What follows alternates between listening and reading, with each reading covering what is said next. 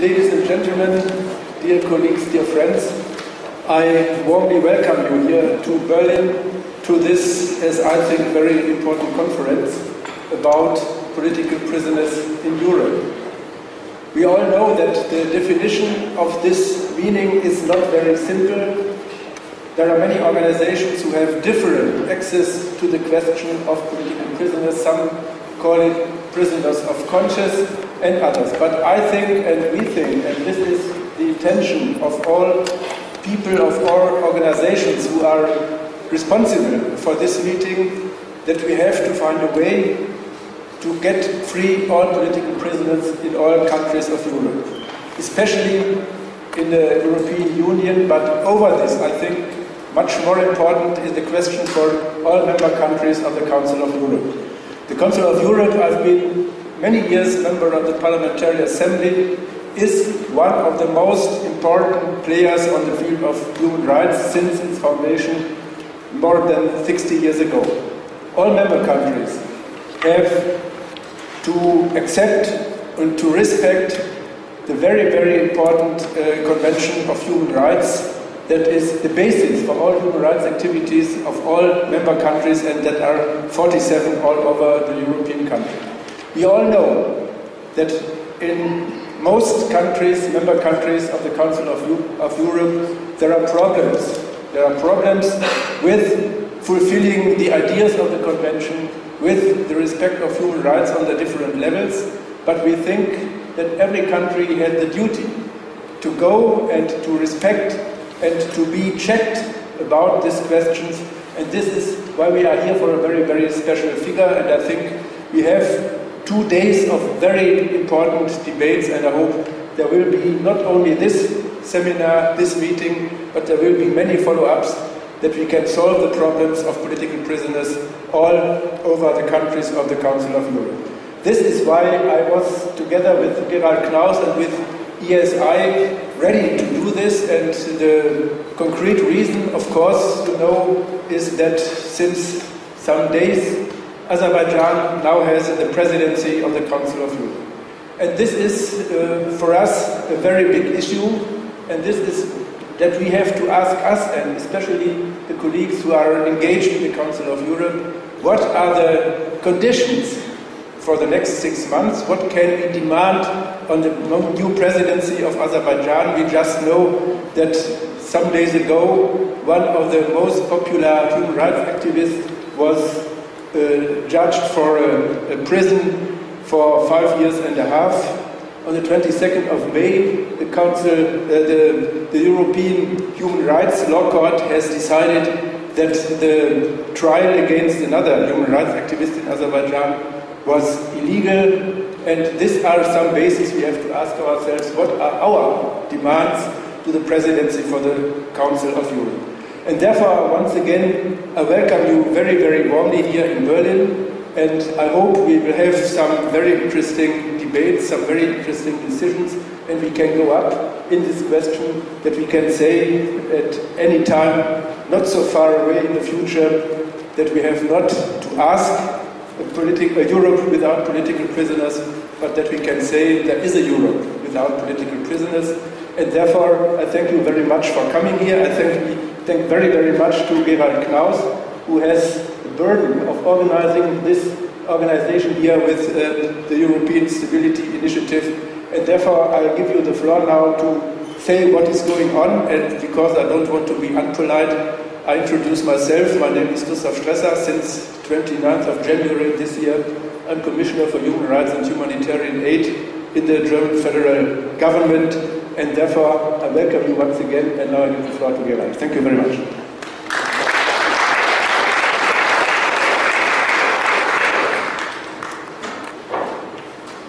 Thanks a lot, Christoph Strässer. I'll get to thanks in a moment. But before I get to the thanks, let me get right into the middle of our subject. Let me begin with a little video clip that appeared first online in late 2010, and it shows two young men, two young Europeans, who've just spent 16 months in a jail in Azerbaijan, sentenced for hooliganism.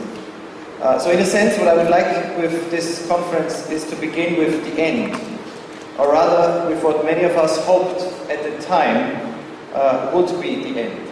And it is unfortunate that in fact we were wrong.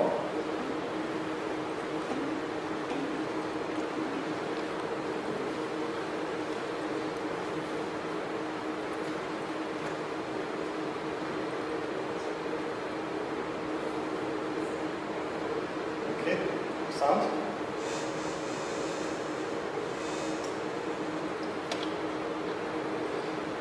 Sorry, is the sound?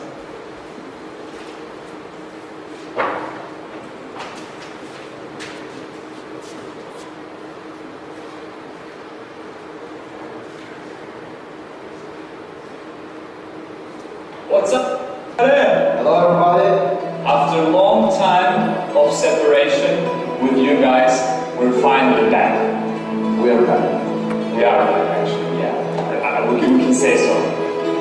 The campaign for our liberation was something out of the ordinary. Fantastic. I mean, it was nothing like this happened in this country before. We still cannot believe it ourselves, and a big thank you goes to every single person who did anything for us. Our family members, our loved ones, and our lawyers. We would like to specifically mention efforts of various international organizations who did a lot for us in this case. The Human Rights Watch, Freedom House, Reporters Without Borders, Committee to Protect Journalists, Article 19, Amnesty International, the Interrights, many different governments, France, UK, US, Sweden, Germany, European Parliament, Gerald Knaus from the Green Party of Germany, Assembly from European Union, Miklos Harashchin from OSCE. all these people and many others have made a lot of efforts to demand justice and to get us liberated. Nicolas Sarkozy, the President of France. Hillary Clinton and the President of the United States, Barack Obama. Big thank you goes to you guys. Thank you very much. I think till the end of our life we will be thankful to each of you and for every word you said, every click you made, every video petition you made. We want to thank students, staff, and faculty of University of Richmond. Professors, staff, and students of Europe Institute in Germany and Columbia University. Central European University. And all other students across Europe and across the world who chipped in and gave their tuppence for our liberation. Essex University. Also, so many universities, you know. It's impossible to the Americans, the Azerbaijani Americans for Democracy organization in Washington, D.C. All journalists and bloggers who were brave enough to cover our case. And not just journalists or bloggers, like everyone on internet who was writing some posts, some comments, clicking, spreading, sharing information about injustice. Who organized petitions, who did protests, who got jailed, harassed, detained, or arrested in this time. We want to thank every single one of you, all of you together, for doing all this from all your heart. We felt the warmth of your heart in our cell in prison. Every single person who donated books and other materials. Send us journals, newspapers. Who just stood with us both physically and morally in these difficult times. Thank you for being with us in a very hard time. Every single one of you played a huge role in our liberation. Your actions were brave, sincere, swift, and to the point. And hence, we are free right now. We hope that someday we will live in a society where campaigns of this sort are unnecessary. But until then, we encourage you to stay strong, to stick with your beliefs. Thank you very much. Thank you.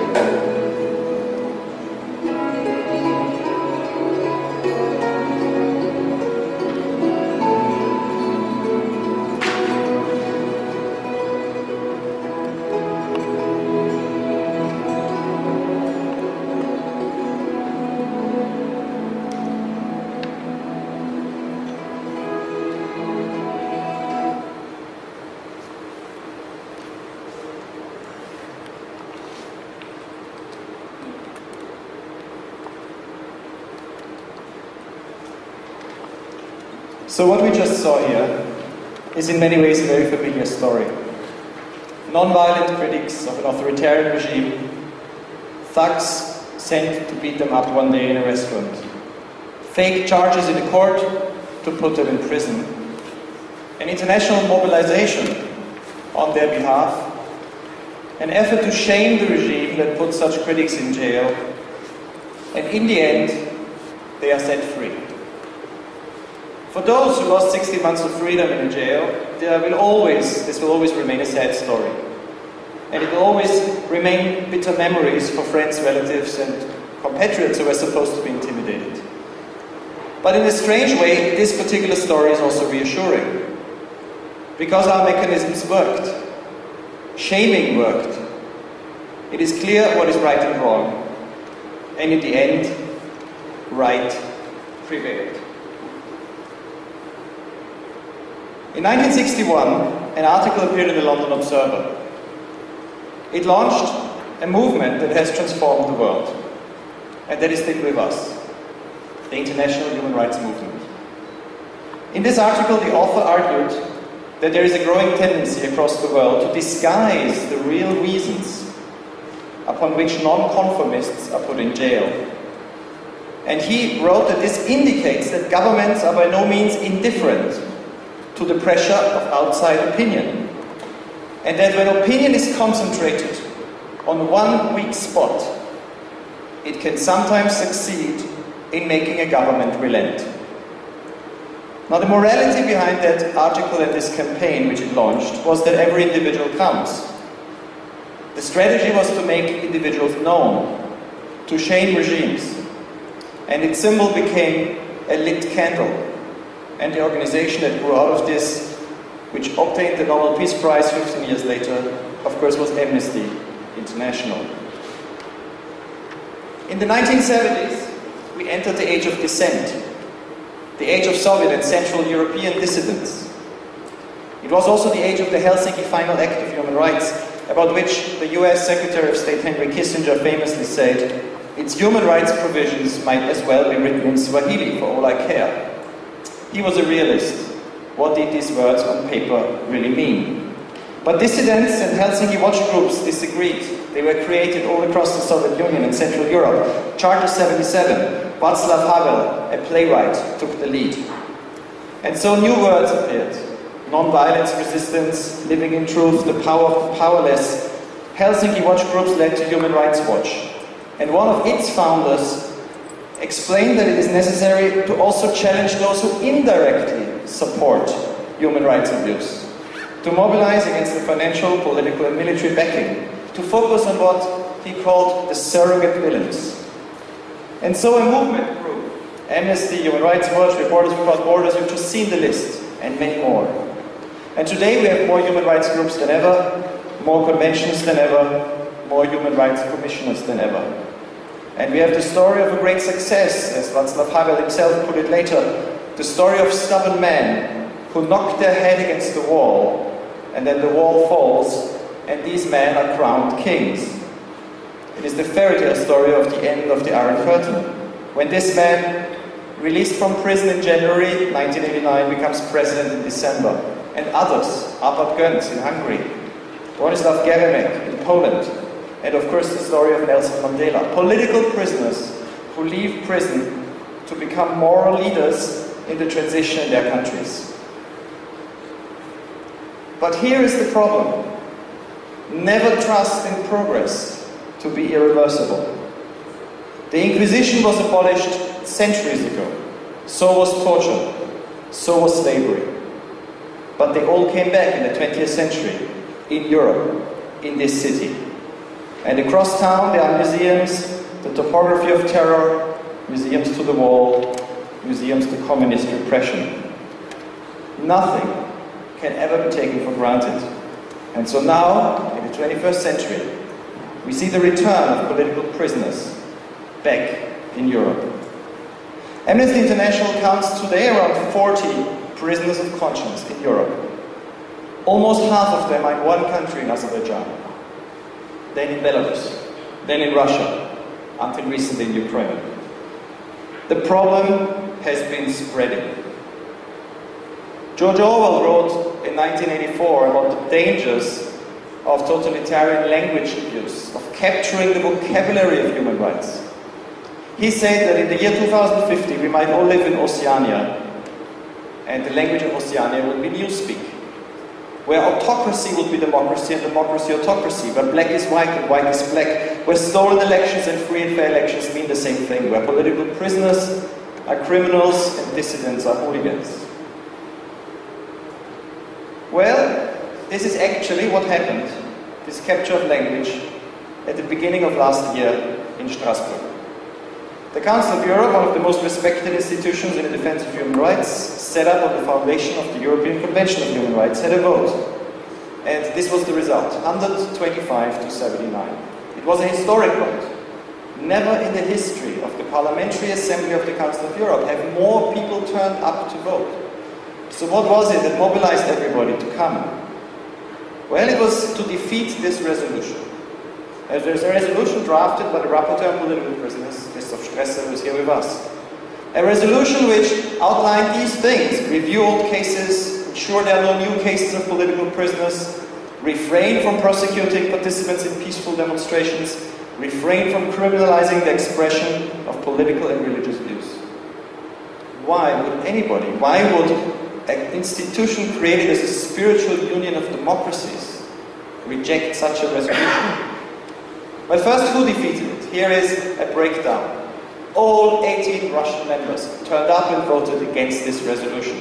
All 10 Turks, all 9 Spaniards, all 9 Italians, a majority of Ukrainians from Yanukovych's part of the regions, and a majority from the United Kingdom, all from the Conservative Party, and from France.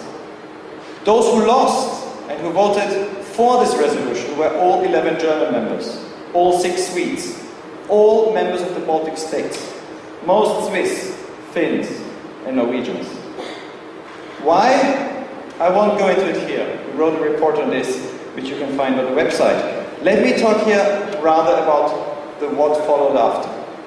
The first reaction was by the Azerbaijani head of the delegation to that assembly. This is what he said: the rapporteur, Mr. Strässer, has to accept that the Council of Europe belongs to Azerbaijan and not to him. What followed was a wave of arrests. Not all votes in the Parliamentary Assembly of the Council of Europe have consequences. This one did. From March onwards, there was a wave of arrests like this one of Rashadat Akundov, a youth activist, and many others. But what was interesting was, from now on, these arrests were carried out without any sense of shame. The prisoner carousel, where people would be arrested and then released when there was enough pressure, as in the case of Emin, Milli and Adnan Hajizadeh, who we had at the very beginning. This prisoner carousel stopped turning. In fact, now people were arrested and sentenced no longer to 2 years, but to 5, 6, 8 years in prison. And it also, the focus changed of who was targeted. The regime in Azerbaijan no longer cared about arresting people who actually worked for the Council of Europe. Look at these two individuals. Ilgar Mammadov, an opposition politician, was also the head of the School of Politics, a Council of Europe project to promote democracy. By arresting him a few weeks after this resolution was defeated, the regime sent a very strong signal of what it meant that the Council of Europe now belongs to Azerbaijan. And in the same year, Anna Mamadli, the most respected independent election observer, was also arrested. He had been, and this really put the finger in the eye of the Council of Europe, he had also been an advisor to Mr. Strässer on the resolution of political prisoners. How more can you show that you are beyond being shamed, that you no longer care about being regarded as dishonorable, than arresting and sentencing to long prison sentences since the very people who in your country had worked for the Council of Europe? Well, what has happened since to shaming? Let me show you one more clip.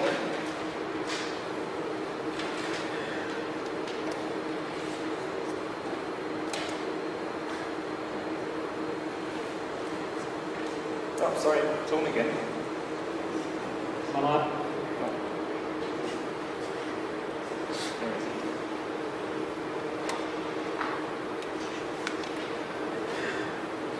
Second question. Last time you were here in Brussels, you said that there are no political prisoners in Azerbaijan. Mr. Makarov and Mr. Magnitsky are still in jail. Do you still maintain that this is a fact, that you don't have political prisoners? Thanks.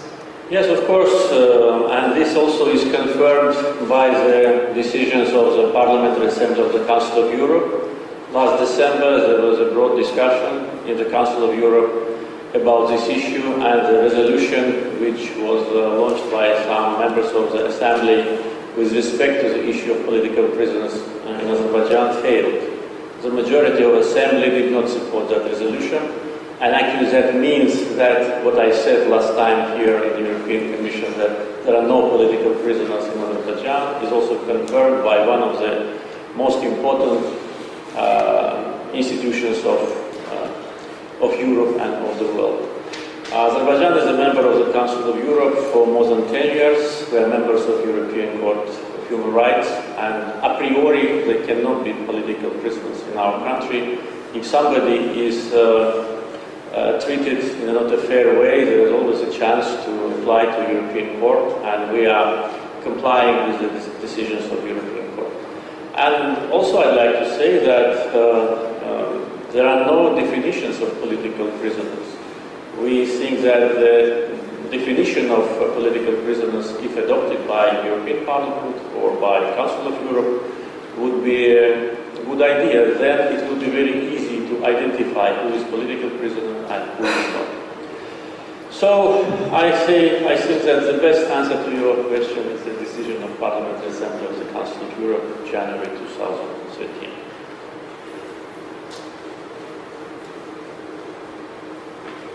Second question. Last time you were here in Brussels, you said that there are no political...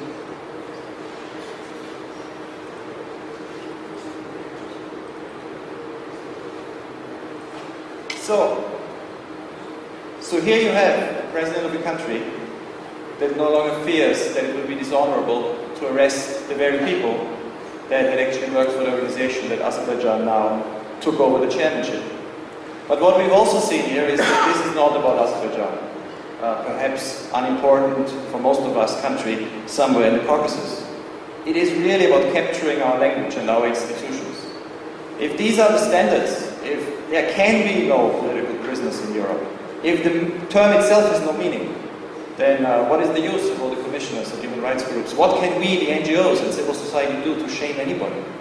So here, instead of helping, one of the most respected human rights bodies in Europe has actually become a shield behind which a regime has been carrying out its policy of repression. Well, here is what happens when you're beyond shame. A few weeks ago in Vienna, in the Hofburg, the Azerbaijani foreign minister presented the priorities of his presidency. At the very moment in which some of these human rights defenders were sentenced to between 6 and 8 years in jail in trumped-up fake court proceedings, the foreign minister talked about the priorities of the Azerbaijani presidency of the Council of Europe in the following terms: seminars on human rights education in Baku, seminars on youth, seminars on independence of the judiciary. And there will be delegates traveling there, and there will be speeches, and they will be staying in hotels close to the members of the regime. And they will be talking, and in the meantime, the real human rights defenders will languish in jail. The regime bets that these are just all complicated names in a faraway country, that we'll forget these leader activists, the 8 young men who've just recently been sentenced. And the regime has, until now, succeeded. Now, here is what we try to do today and tomorrow.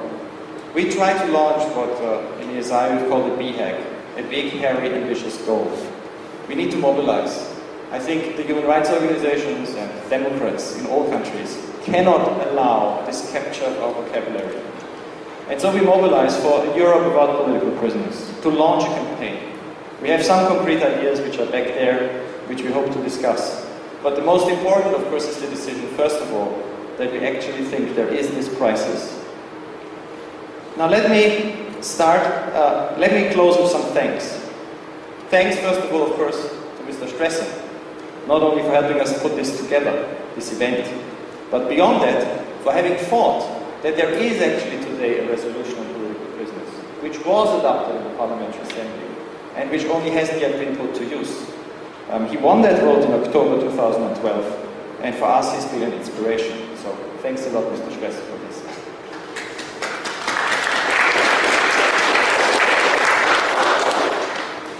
And also to thank the many human rights defenders who've come here, too many to name individually.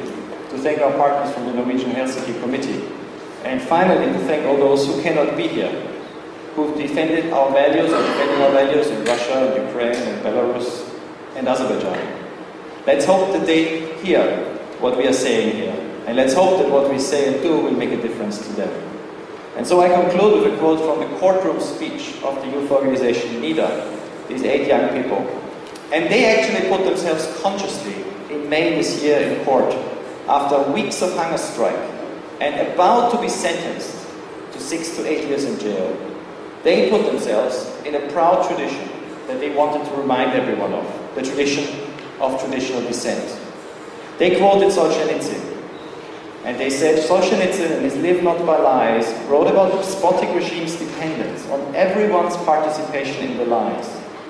He wrote that the simplest and most accessible key to our self-neglected liberation lies right here, personal non-participation in lies. And this is what NIDA does. Well, let's make sure that our organizations and our representatives and our societies don't participate in lies either, and help to make the vision of a Europe without political prisoners come true before too long. Thanks a lot. Let's start with the first panel.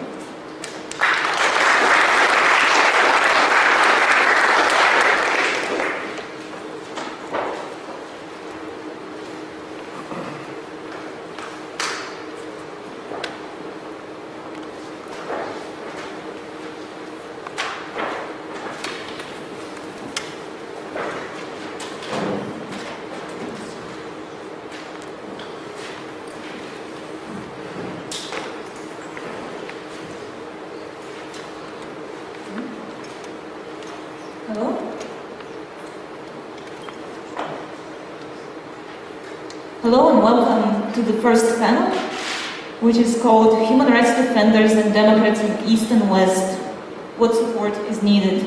I am Yana Zabanova, I'm an analyst with the European Stability Initiative, and today we have 4 excellent speakers, guests from Azerbaijan, from Russia, and from the UK. They will share with us their personal first-hand experiences of activism, of human rights defense in their countries, of analyzing authoritarian governments. But the key question that we'll try to answer today is why should Europeans care about these issues and what can be done today? Okay, before we start our presentations, let me say a few words about each of the participants.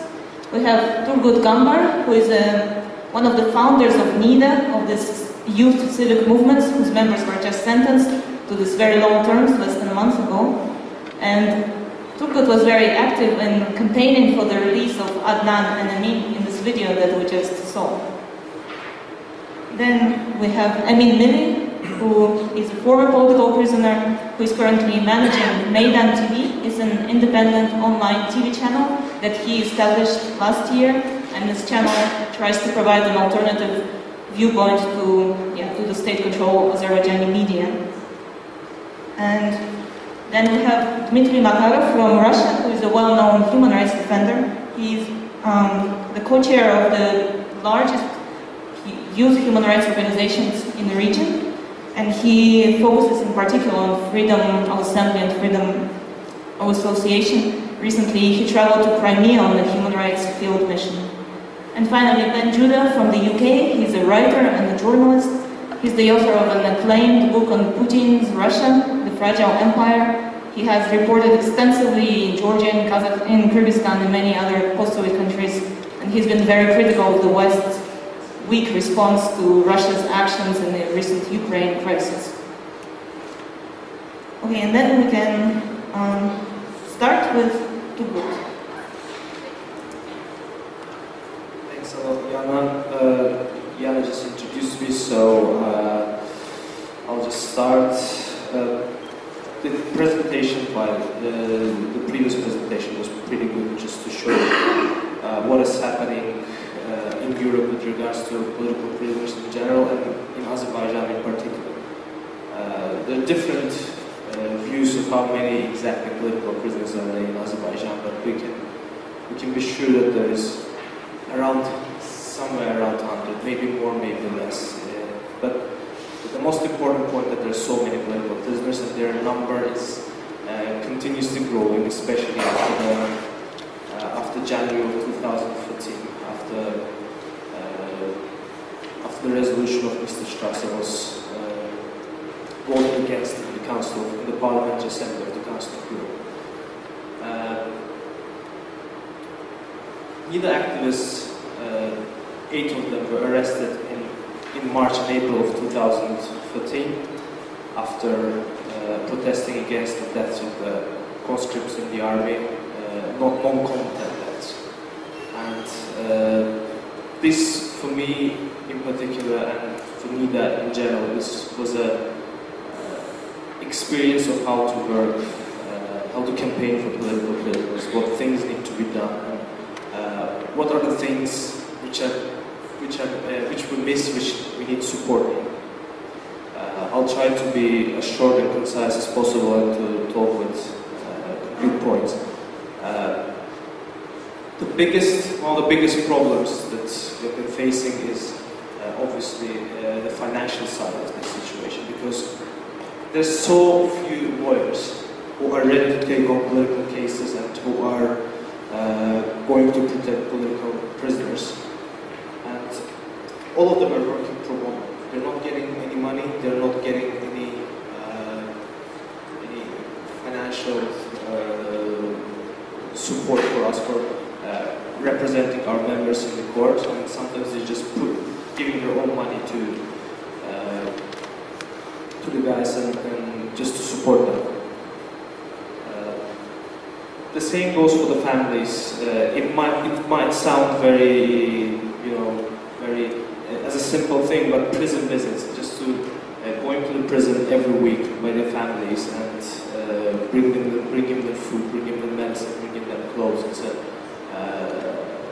It's the thing that takes a lot of finances. It's a thing that needs to be addressed. The second issue, very important issue, is media support. In the case of Emin and Adnan, we were able to gather a lot of media support.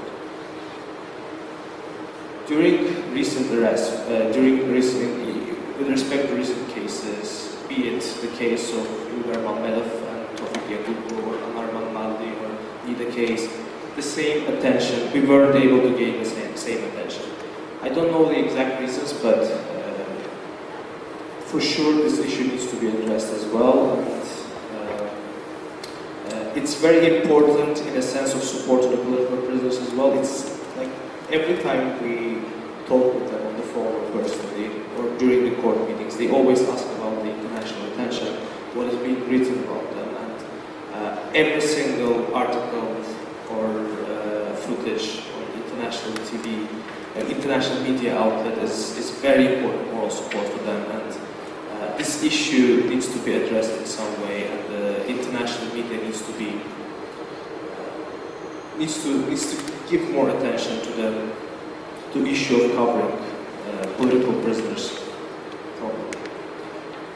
The third important point is how Council of Europe has lost its credibility, lost its status as a human rights champion in Europe. It has been a victim of caviar diplomacy, as it was mentioned in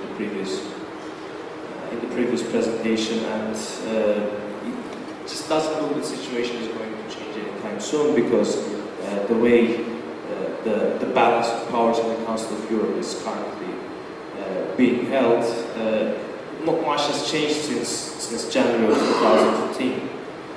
But the fact that Azerbaijan is currently chairman of the Council of Ministers and the Council of Europe is a chance to move things forward. Is a chance to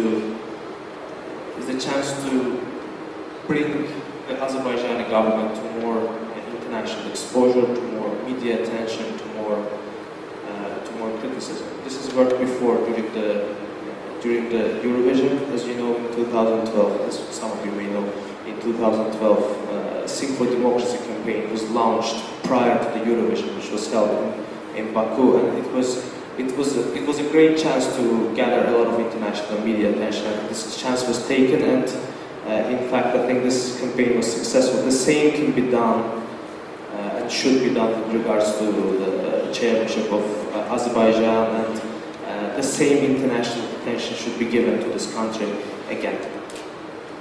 And lastly, I would like to make a point about the European Court of Human Rights.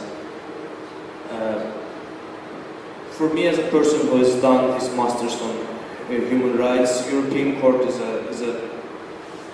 a structure which is supposed to deal with issues of sophisticated nature, where thorough debate on various issues is necessary. But in the case of political prisoners, everything is so clear. The cases of political prisoners are cases of blatant violation of human rights, and it's strong that so many years are needed to address these cases in the European Court of Human Rights. I know about the procedures, I know that it has its own guidelines, and it takes a lot of time, but either there should be a different approach to political cases in the European Court of Human Rights, or a completely new body should be established within European institutions, and the countries should be pushed to comply to the judgments of this new institution, as they do with the issue of European Court of Human Rights. So for the start, these are the main remarks I would like to make. Later, I think my colleagues are going to say things about the issue of political prisoners as well, and then we'll get the questions. Thank you. Thank you, Turgut. Thank you especially for reminding us about the aspect that is often overlooked about the financial side of the issue, that actually it's not only political prisoners who need support, but also their lawyers.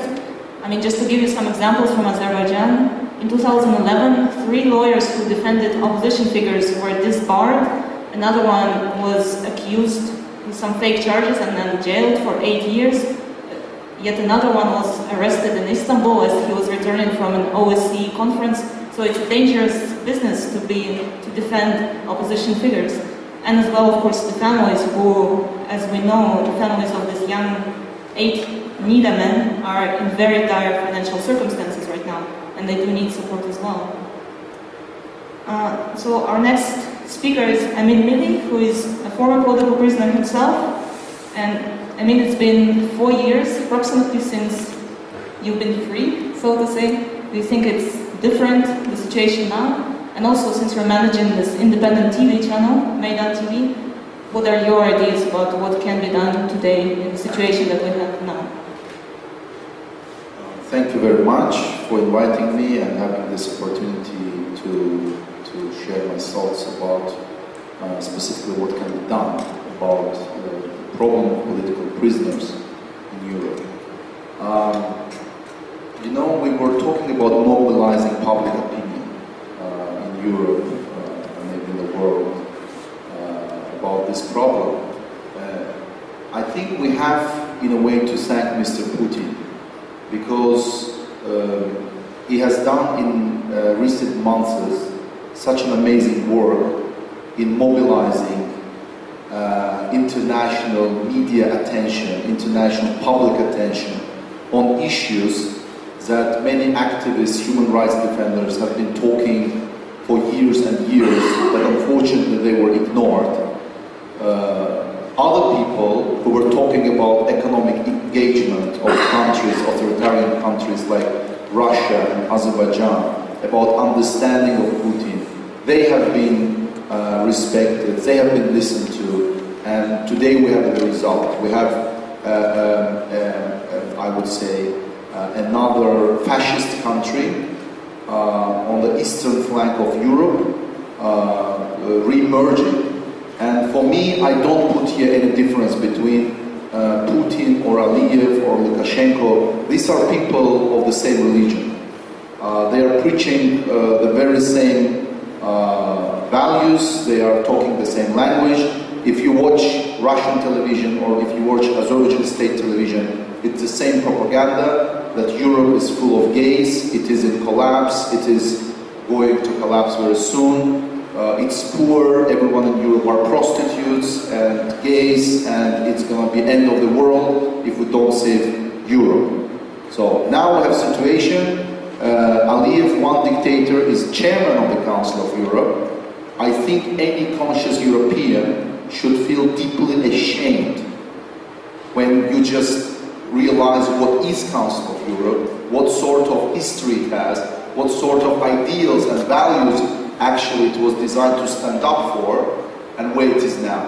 And I think Gerald has shown very well, very specifically, all the problems that have to do with this current situation of Azerbaijan being the chairman of the Council of Europe. But look, I'm a former political prisoner. I've been in jail once 16 months, another time I was more lucky than our friends. I spent in January, February, just 15 days. That was my second very short imprisonment. And then in March, many of our friends have been jailed, and unfortunately they are sentenced now for 8 and 10 years. The situation in Azerbaijan is deteriorating with a cosmic speed. Aliyev is feeling more confident when he sees the situation in Turkey, in Russia. Just, you know, he feels the absolute green light in becoming even more authoritarian, even more blunt, and more honest in what he does and what he stands for.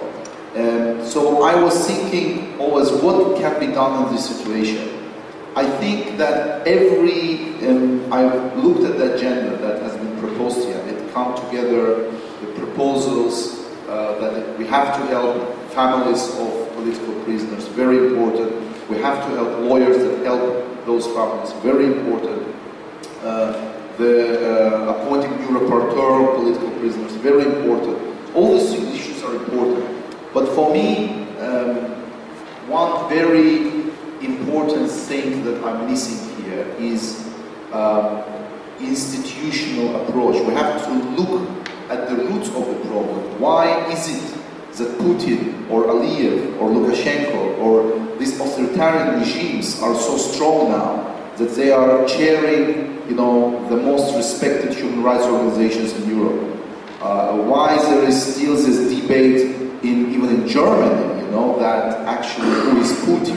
We have to understand Putin. Very respected people, at least who were respected before, like former German prime ministers, you know, not one, you know.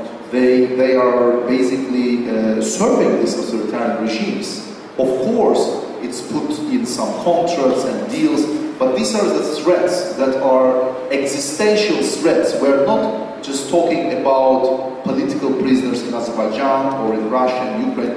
I think this issue is broader, and this is how it should be presented to media, because otherwise media, German media or, you know, French, British media or American media, they will never get interested, you know, in who is this one or two prisoners in this or that part of Europe.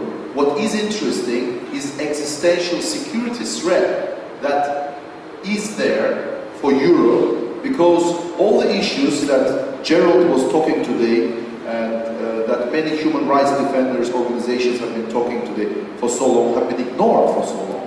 So I see solution in institutional approach, and I will talk about one specific area. I think there will be many brilliant ideas. I think after my personal experience, I mean, spending 16 months in jail and losing my father while I was in jail, having my friends in jail who have been sentenced now have to spend maybe 8, 9 or even more years in jail. I think that it is not enough just to, you know, highlight the problem at one conference, at one seminar where all the same people are coming together. It is very important that we can reorganize, regroup, that we can find allies in Europe, in Russia, in Azerbaijan, everyone who shares the same values. And I don't think we are a minority, we are actually still a majority if you take the whole of Europe. but we have to mobilize everyone, business, governments, individuals, students, exactly as partly these people or groups have been mobilized in the campaign for my and Adnan's release. But this is not just enough to demand someone's release. I think the key issue is free and independent media.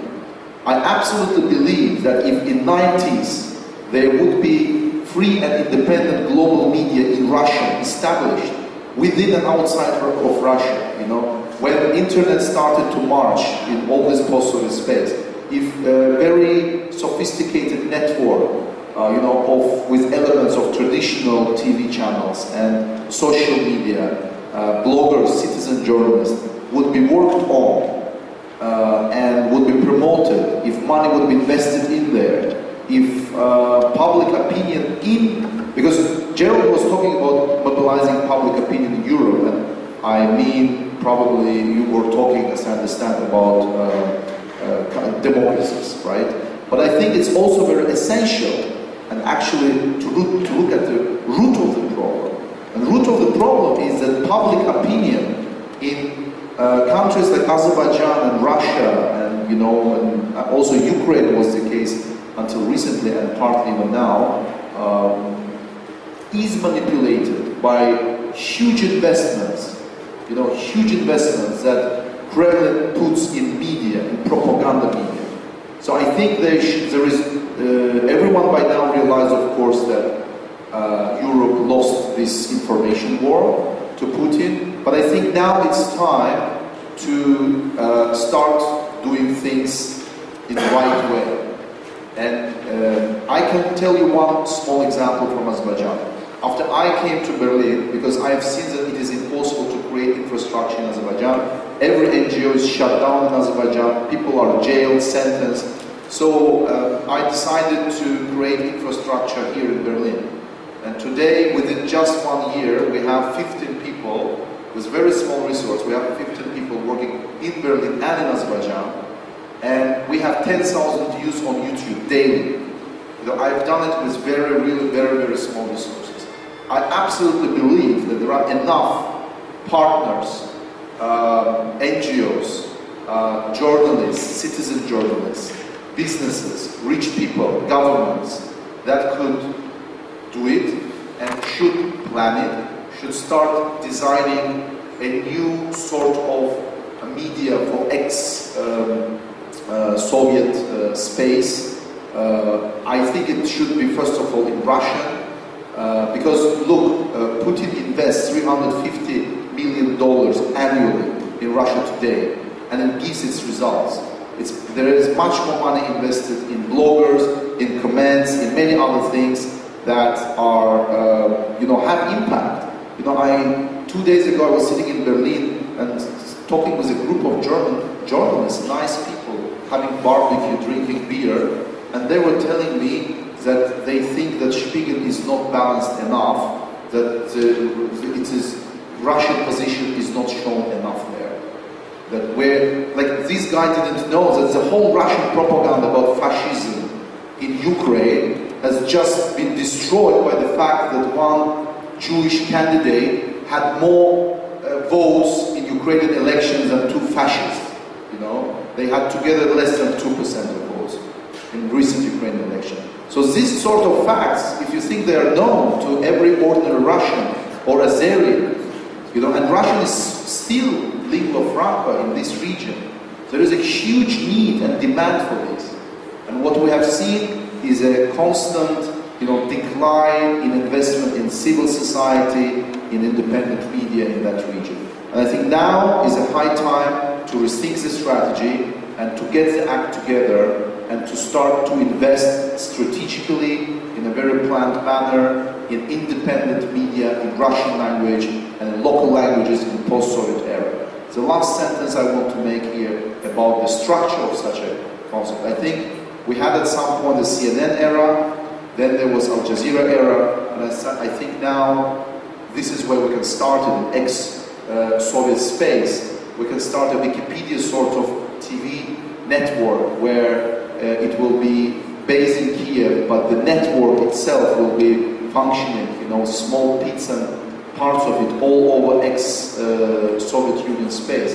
And we should involve a lot of citizen journalists, bloggers, because in spite of all the repressions, in spite of all the aggression against individual liberties in these countries, in Azerbaijan, in Russia, in Belarus, in Central Asia, in all of these countries, there are still people who are risking their lives and their freedom and fight for freedom of speech in these countries, for freedom of media, and for release of political prisoners. So this is my contribution to today's debate. I think that we, while again confirming the importance of all the issues that Turgut was talking about and have been listed in this agenda, I think we have to keep in mind that institutional approach in supporting independent media and civil society in these countries is a key to have real results in the years to come. Maybe it will take 1, 2, 5, 10 years, but we have to build this up. Because otherwise, it's not that we're anything like democracy or human rights or individual liberties. They are spreading in the, in Europe. It's just the opposite. It's a far right. It's fascists, are coming to power and getting more popular even in the Western Europe.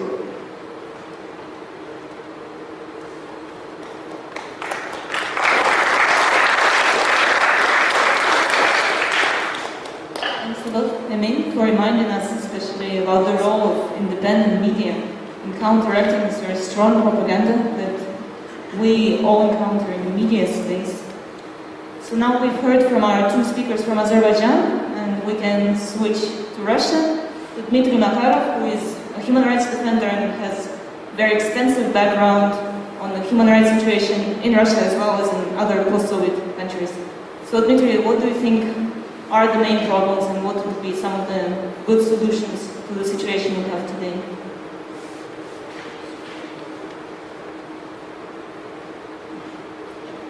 I do come from Russia, but I represent an international youth human rights movement, which is a network working throughout the post-Soviet space.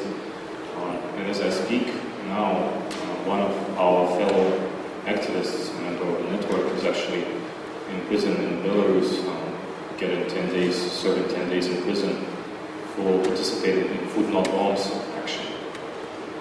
And as we speak here today, there are new searches going on in Moscow within the framework of the Bolotnaya case, so-called Bolotnaya case, cracking down on those who have demonstrated against Putin's inauguration back on May 6, 2012. There's been a new wave of searches, a new wave of arrests, adding to a line of people who are in prison already and who are on trial for voicing their dissent against the authoritarian practices in Russia. And this is the most massive, the largest politically motivated trial going on in Europe today, unfortunately receiving very little attention in the media. And as we speak here today, there are two activists from Crimea brought by FSB to Moscow, charged with terrorism, with attempt to bomb offices of United Russia in Crimea. They are Ukrainian citizens. Both of them are blamed to be part of the right sector of the neo-fascist group, while one of them is an anarchist and anti-fascist activist, and another is a movie maker and a director of films. None of them has to do with any nationalist activity, but they are being charged and will face several years in prison. While we speak, the courts in Moscow have been handing out verdicts in cases where human rights NGOs have been trying to contest the label of foreign agents that have been placed by them by the Russian government. Those are NGOs that have been charged with being engaged in so-called political activity by the very fact that they, for example, submitted reports to the UN human rights bodies, or that they have collected information of how many people have been detained during political rallies. So those are the cases that are being developed right now in Belarus, in Russia, and those are the cases that we have to deal with. And what do those stories tell us about what's going on in Europe, in general. Those stories tell us that there is a constant and determined effort to narrow the space for civil society, to narrow freedom of assembly, to attack freedom of association, to shut down freedom of expression, whether by foreign agents' laws, whether by attempts to criminalize activity of non-registered groups, whether to attempts to criminalize assemblies, and whether by attempts to shut down bloggers and internet media outlets. Secondly, it tells us about the fact that human rights defenders and human rights as a concept are under direct attack. Human rights defenders are being imprisoned. This year, August 4th, will mark actually the third year when Ales Bialyatsky, probably the most well-known human rights defender in Belarus, will serve in prison on charges brought by the Belarusian government, but by the information that they have received from Lithuania and Poland, in fact.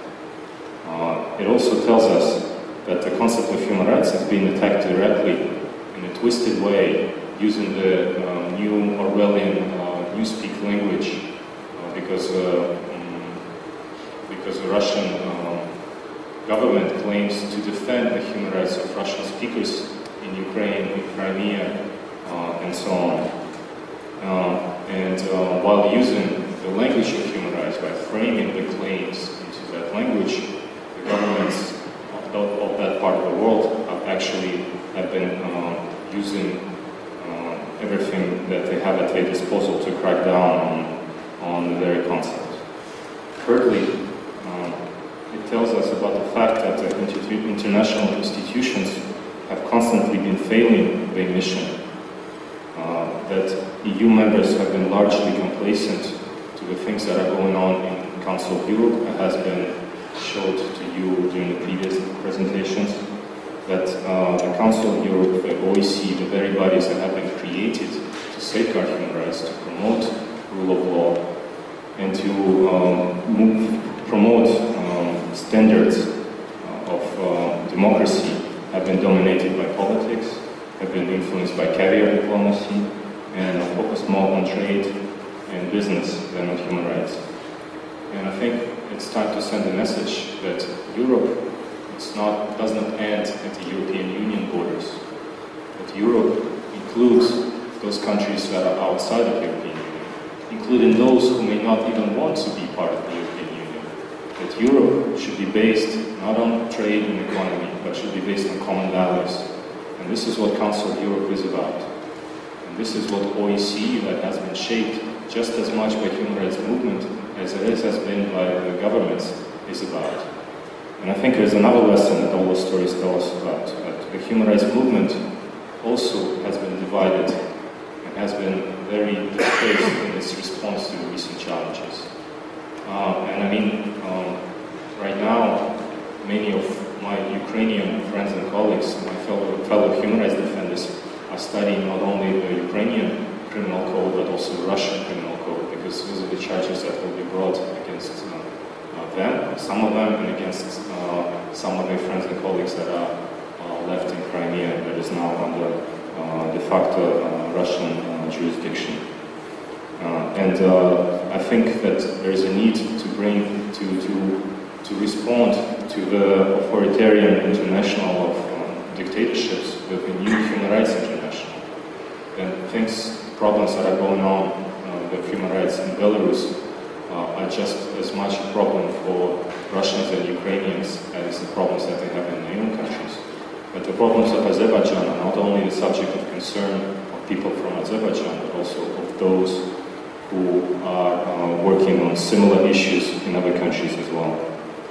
And I think, a lot has been said already in the media and in public discussions about the recent developments in Russia, about the Putin regime, that is becoming more and more authoritarian. But I think it's quite easy to lay the blame on Putin himself and on Russia in particular. But I think we need to look at other issues that have been allowed such things to happen. I think Putin is a Russian phenomenon. Schröder and Schröderization of politics is a German phenomenon. Front National is a French phenomenon and a European phenomenon. Jobbik is also a European party. And it's no surprise that those parties that I've mentioned have sent their observers to legitimize the so-called referendum in Crimea, for instance, and have been in close alliance with the United Russia and the ruling party in Russia. And I think one other message that I wanted to voice now in the presentation that opened this panel, there was a mention of the Helsinki movement that has helped to shape the human rights landscape of the European continent, that has helped to bring the OEC together to pay attention to the human dimension basket of security. I think it's time to remember that the Helsinki movement has been started in the Soviet Union by the great dissidents that have actually brought a government to live to the things, to the standards that has put on paper. And it is by no coincidence that the first Helsinki movement, Helsinki Group, was actually founded in Moscow by the name of Moscow Helsinki Group. And it is no coincidence that an American Helsinki Group was also founded by the same person that was among the founders of Moscow Helsinki Group, Alexeyeva, who's still one of the most respected human rights activists living today. American Helsinki Group was the one to become Human Rights Watch later on.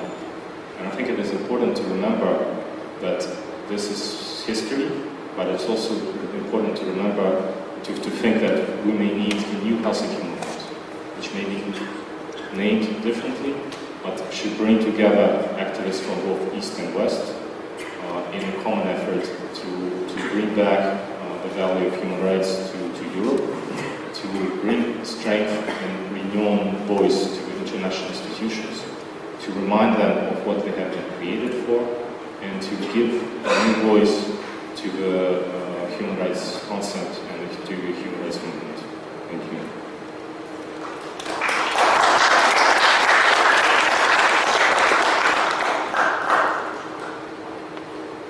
Can we have water for the speakers? Okay, thank you. Thanks a lot, Dmitri, for your presentation and for giving us an overview of what's happening as we speak, not only in Russia but also in Belarus, in Crimea, and in other places in the post-Soviet states. Our next speaker is Ben Judah, and Ben, you're probably the person who knows most about Russia. You've traveled to the most remote corners of my country. And you've been very, very critical of how the West has responded to human rights violations in Russia. In your recent op-ed, you actually said that the UK government failed to impose sanctions on Russia and Britain was laundering oligarchs' dirty billions. Do you have ideas for what could be done concretely in the West in the face of the situation we have today? Thank you. Thank you for that very flattering introduction. And thank you for inviting me to Berlin. I'm really happy to be here because I like being in powerful capitals. Now, let's take a very long step back. Let's imagine ourselves well beyond the year 2024, when Russian historians of the future will look at us in the present. Because future historians will identify the last 2 years as the decisive ones, the turning point in Russia's post-Soviet history, when Russia morphed from an authoritarian state into an autocracy. The decisive month was December 2011, and the decisive day was December 24, 2011. Putin feared his own Meydan. He feared his ouster. Moscow had 100,000 of the best educated Russians demanding change. There was a fragile civil society knitting itself together across the continental country. The internet, long left uncensored, was alive in dissent. The middle class wanted to make inputs. Left to themselves, these trends would have pushed Russia forward. But they were not. This is when Putin began his war, his most important war, the war of the state against society. Victory for Putin in this war has been simple. Russia must reduce its free space. Russia must suffocate its emerging society. Russia must strangle its emerging politics. And victory for Putin in this war has been achieved through fear. Through fear, Putin has redefined what is acceptable and unacceptable in Russia. One by one, these pieces have fallen into place.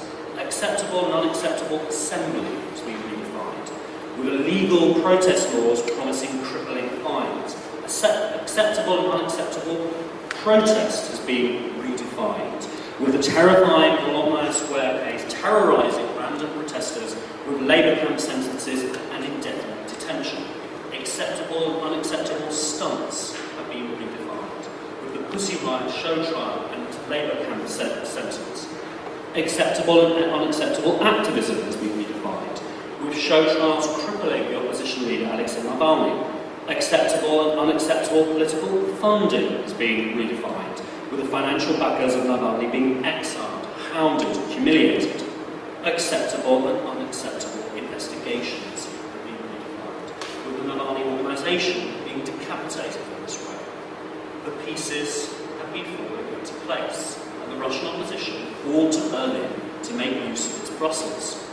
And Berlin did not make use of Brussels. The walls were closing in. Acceptable and unacceptable internet was redefined, with the illegal content registry and newly unlimited powers of surveillance. Acceptable and unacceptable media was redefined, with a free online TV station Borjda practically unplugged. Acceptable and unacceptable society has been redefined, with the NGO law hazing organisations and shuttering them with threats. In the first year of the war, the Kremlin was nervous of its work. Cosmetic concessions were offered. But in the second year, 2013, the Kremlin were pleased. They looked at what was done and they felt satisfied. Acceptable and unacceptable loyalty has been redefined, with a new treason law extending to any form of dissent. This is how we went from the Russia of 2011. Do you remember that Russia? I think I vaguely remember it. The Russia of the Skolkovo high technology park and Medvedev talking about freedom being better than unfreedom. To the Russia of today, where a giant poster hung in the Arbat with the faces of traitors painted upon it, the faces of Democrats. The war between the state and society has ended almost in victory for Putin, and the war has been easily won because society was weak. The state did not need to move beyond crippling warfare. They did not need to break the new society in the war. They managed to break the new society in the courts. Law was turned into a weapon to distract and disable activists. But in central Moscow, that traitor banner still hangs. And Muscovites remember when traitor banners still hung in their capital. This is why Russia's opposition fears a dramatic explosion in the number of political prisoners in the years ahead. And this is why Russia's opposition has been calling repeatedly to Berlin to make use of Brussels. But this has not come to pass. So let's go back to the historians of the future. What have these historians written? What will these historians perceive in hindsight that we missed? Future Russian historians, especially Democrats, will surely be very anti-Western because of Russia's offshore elite. The textbooks of 2030 will explain in their opening chapters how between 2000 and 2010 they consolidated a form of absolute power with absolute freedom, the long-term consequences of its actions in Russia. This is the offshore elite. The power broker in Russia rules tyrannically in the east, but puts his wealth, his wife, his son, his daughter in the west. The power broker who has built a system, the moment that he can pillage no more, he can simply flee to the west.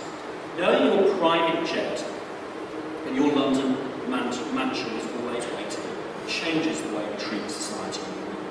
Knowing the money is in Austria and in the British Virgin Islands changes you. Knowing this means you do not need really to develop Russia, because you're not trapped in Russia. Like the elites of Britain, France, and Germany, generations ago, were forced to democratise and stabilise a society and use their assets. if you're part of this offshore elite, you do not need to worry Time is about... running out. We want to discuss the matter, not long. See, that's extremely rude just to interrupt like that. If you're part of this offshore elite, you do not need to worry about property rights. You don't have to worry about developing your ports. You don't have to worry about how your children face in that country, because they will grow up abroad.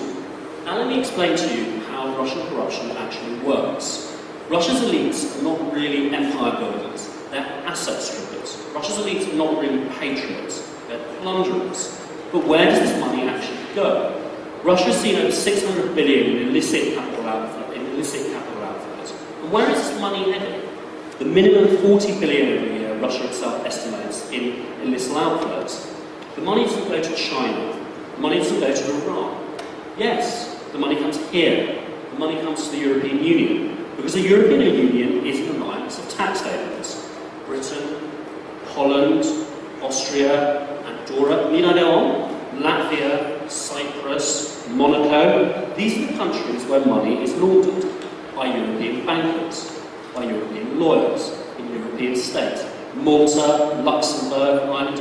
Do you get the picture? Does Germany face up to this? That it effectively controls European Union tax havens?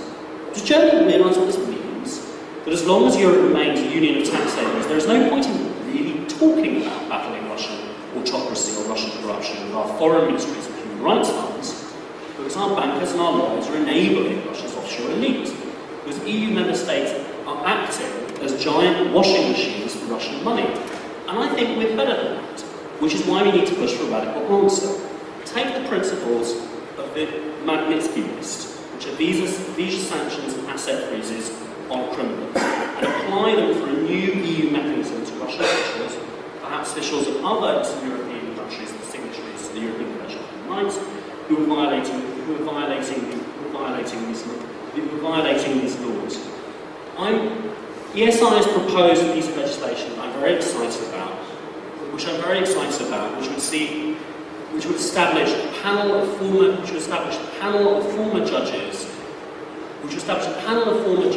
in an organisation funded by specific new member states, to whom NGOs who submit lists of officials it believes are violating fundamental human rights in Russia and in other Eastern European countries, that could then submit a list of proposed banned individuals to the European Council, which has the power to visa ban individuals. And this would be the beginning of developing a mechanism where we could attempt to control and command this offshore elite. I think this is hugely important if we want to be able to face up to the Russian historians of the future, to show that we took measures to prevent the pillage of Russia, and to hold people accountable for doing that, in the West.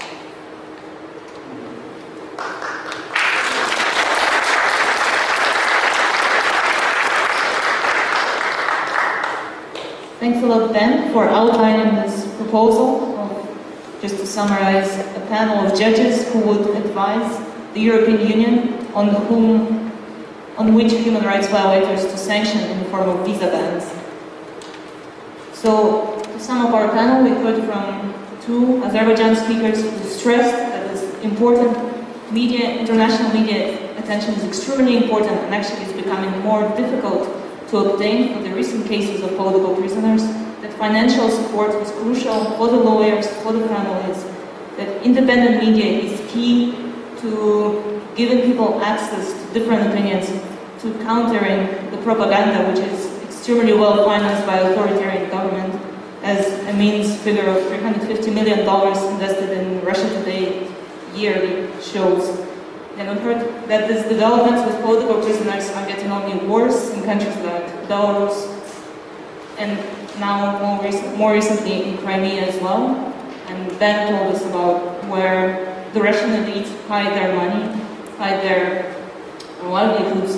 And we have a proposal, a very concrete proposal for visa bans, for a panel that would advise on whom to punish in the framework of the EU. So thanks a lot to all the participants. participants. I think the time for our panel is out, and so we can then go to the second panel, which Gerald Knaus will lead.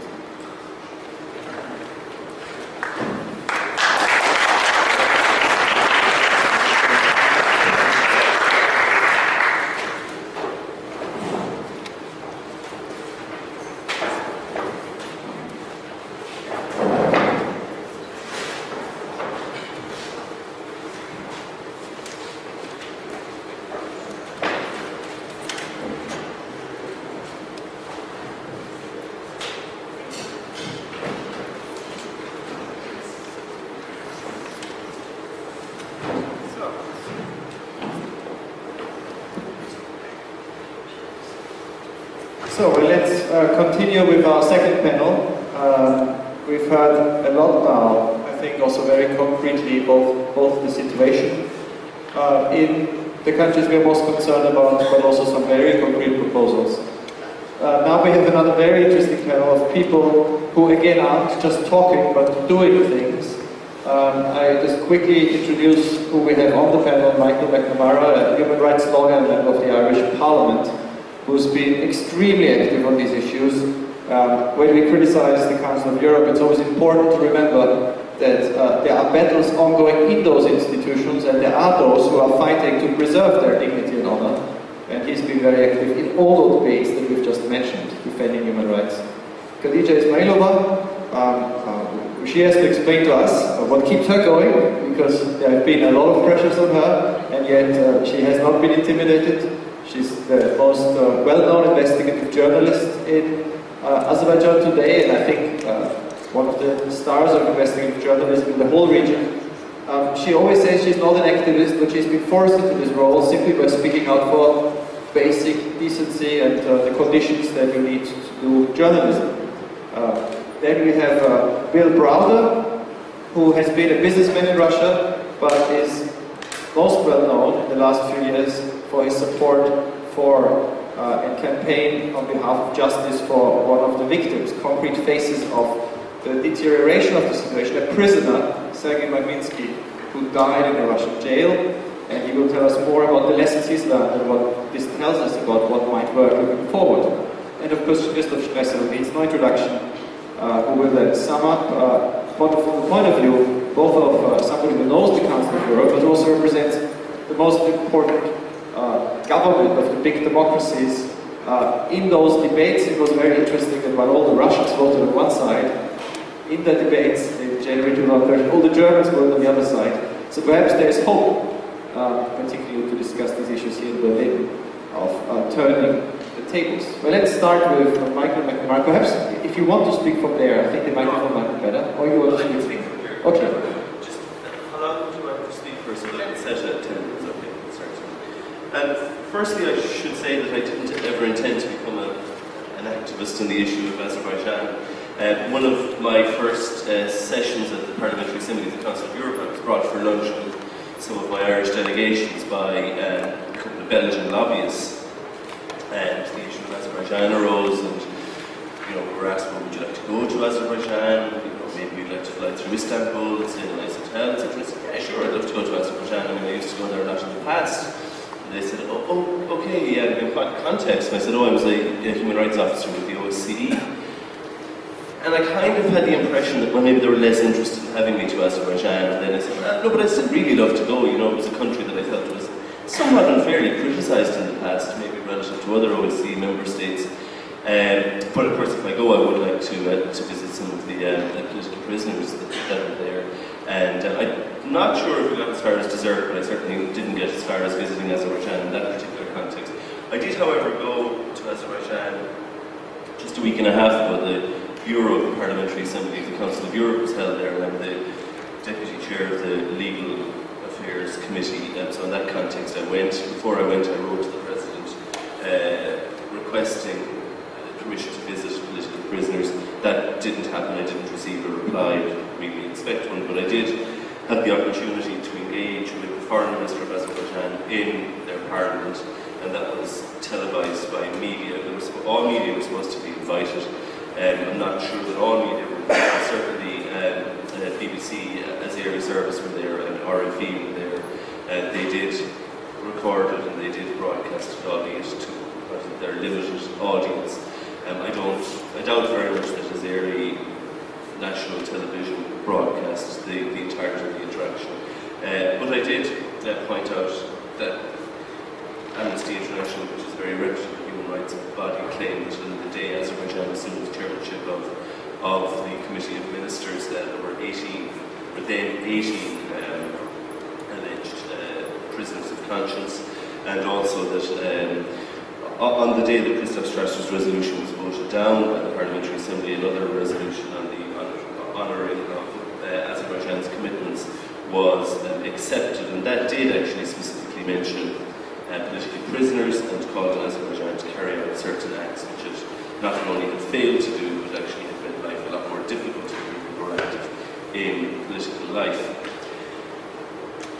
To figure out, I suppose, why that happens, I mean, I think it's a little bit unrealistic to focus on the Parliamentary Assembly of the Council of Europe and expect it to be a beacon of hope in an otherwise dark Europe, because sorry, my timer is on, so I'm leaving it on. Because the Treaty of London, which establishes the Council of Europe, sets out in Article 25 that there should be a consultative assembly, and that the members shall be representatives of each member state. And to a large extent, they act as representatives of their member states. And I think there's a tendency, I think, among member states to sort of delegate their conscience to international bodies, that they can start to get on with the dirty business of energy supply, while somebody else can be our conscience. And I don't think that's how life works. I mean, one of the previous speakers said that there was a hope in Azerbaijan that it might be regarded as an unimportant country in the Caucasus. But of course it's not. It's an important alternative. It's probably one of the only alternative energy sources for Western Europe. And the Azeri government, I think, is very well aware of that. I mean, if you look at the president of Azerbaijan, the decorations he's received, I mean, maybe this is normal and I'm naive, but I don't think that the Irish president, which is another relatively important country in the fringes of Europe, let's be real, but I don't think that the Irish president has been awarded the Order of the Star of Romania, the Order of the Honour of Georgia, the Grand Cross of the Legion of Honour of France, the Order of the Merit of the Republic of Poland, the First Class of the Order of Prince Yaroslav the Wise of Ukraine, Gold Medal of the Hellenic Republic from Greece, the Knight Grand Cross of the Order of the Three Stars of Latvia, First Class of the Order of the State of the Republic of Turkey, and the Order of Liberty of Ukraine. Of course, he wouldn't have been decorated by the CIS either, because Ireland is the member of the CIS. But, that's, I think we really have to look at that. I mean, one of the most controversial issues regarding the visit to the Bureau visit to Baku was the fact that a French parliamentarian was denied a visa because he had previously visited Nagorno-Karabakh. He had visited Nagorno-Karabakh through Armenia rather than from Baku. But one of the last things I saw when I left Baku was a magazine with a photograph of a smiling President Aliyev on the cover beside a smiling President François Hollande of France on the cover. And I mean, they are the realities that whatever sort of minor criticisms countries might like to make, I mean, the reality is that to a large extent, I think countries' attitudes are determined by how they trade, in the same way that people can be members of or subscribers to all sorts of ecological movements, human rights movements, but at the end of the day, their power is as consumers in their local supermarkets or markets. And I mean, if you just look at some recent press releases, Itar-TASS reporting that Azerbaijan and France have signed 7 documents on cooperation in transport, energy, agriculture, science, gender policy, and education. So that was in May. One of the first actually country that President Aliyev visited after his recent, relatively controversial election in October 2013 was Turkey. And this weekend there are media reports of major trade deals between Turkey and Azerbaijan, increasing the Turkish share of the Shah offshore gas field and the South Caucasus pipeline from 9 to 19%. You know, the same is true of Britain. I mean, it's Britain's. This information is from the Azeri Foreign Ministry rather than the British Foreign Office, but at the same time, it does list a recent high-level visit of President Aliyev to Britain in August 2012, albeit during the Olympics, and talks about the economic cooperation, especially in the energy sector between the two countries, is a core of bilateral relations between the Republic of Azerbaijan and the United Kingdom. You know, the same is true across the board, and it's not just major powers like Germany, France and the United Kingdom, it's also minor non-aligned countries, or relatively minor non-aligned countries. I'm calling Ireland a minor non-aligned country.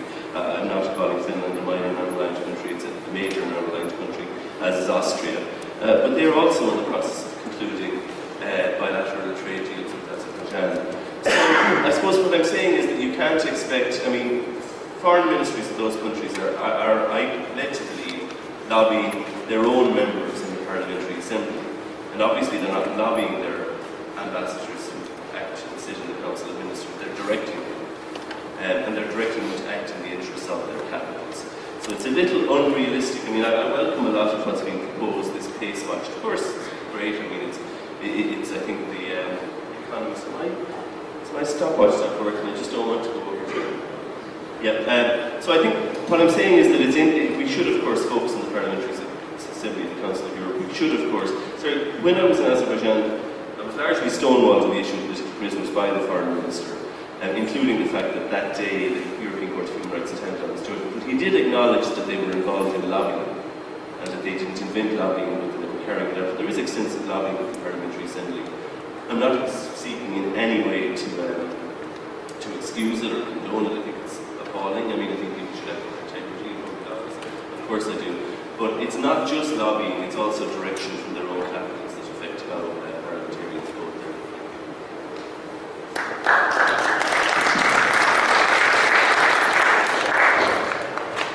Well, when Khadija puts up her presentation on the computer, I think it's very important, these points that you just made, that in the end, of course, in the Council of Europe, one of the most egregious failures has been in the Committee of Ministers. I mean, in the end, there we have representatives of the member states. So we have these 47 member states, many of whom are democracies.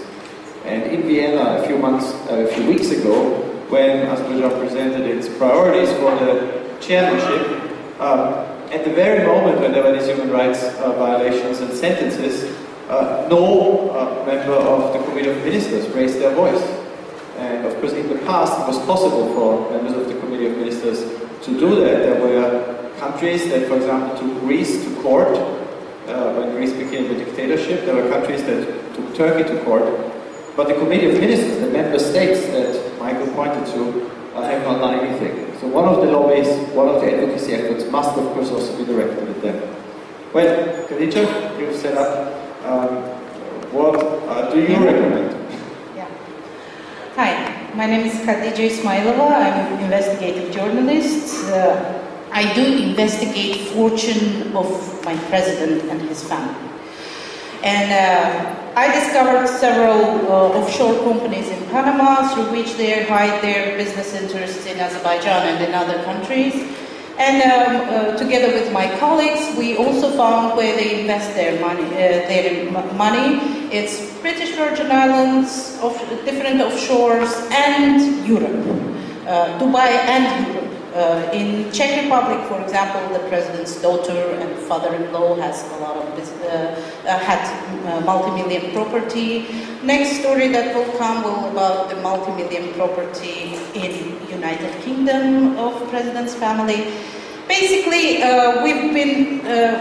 we have to admit that the presidents of the post-Soviet countries, for example, Mr. Putin, Mr. Aliyev, Mr. Nazarbayev, even Mr. Lukashenko, they have more money than Angela Merkel,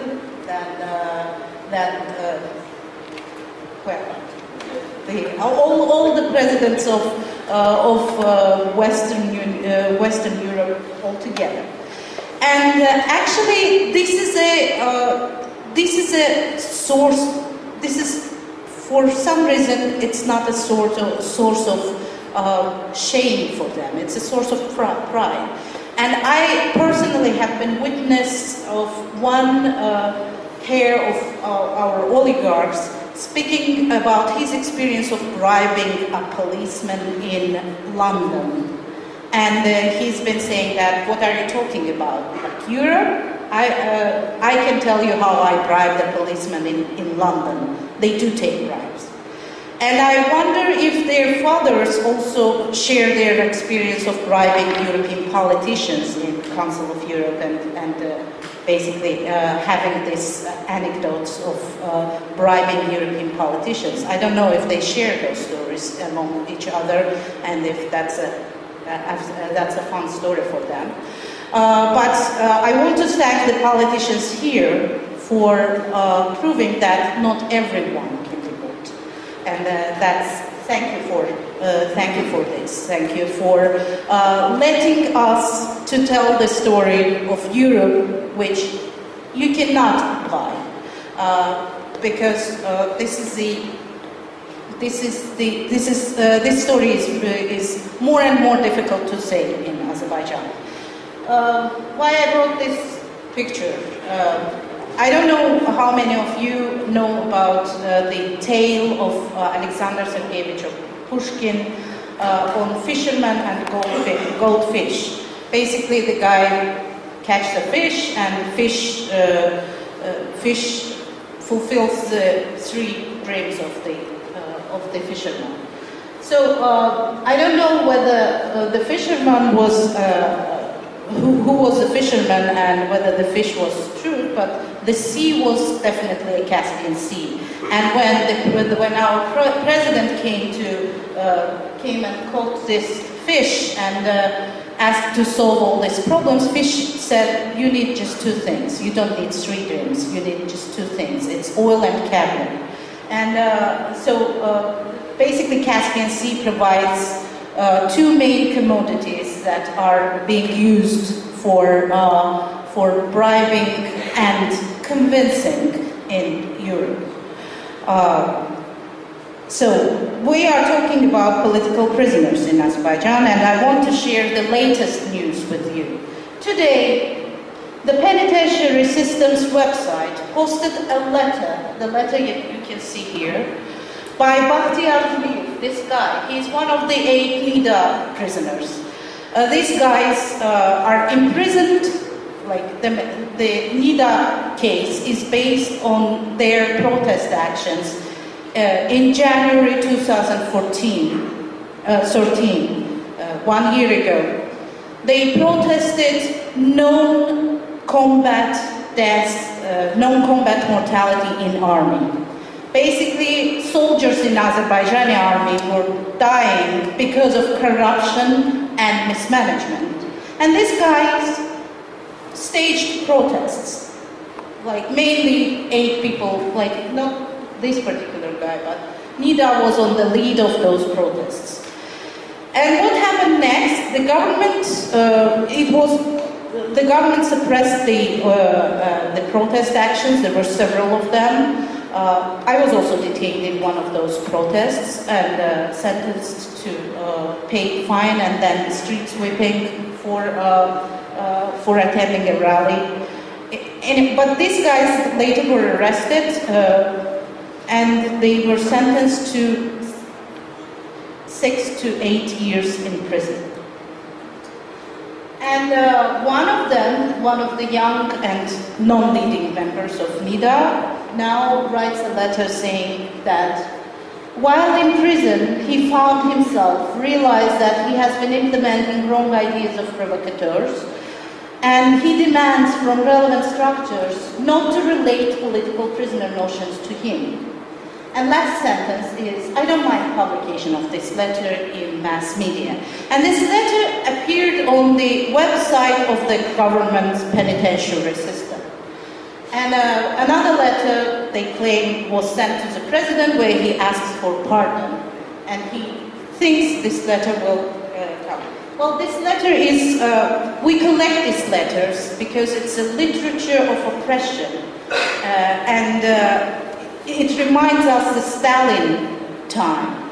And what would make Stalin pale in comparison with Aliyev is this case of Mr. Dashkin Melikov.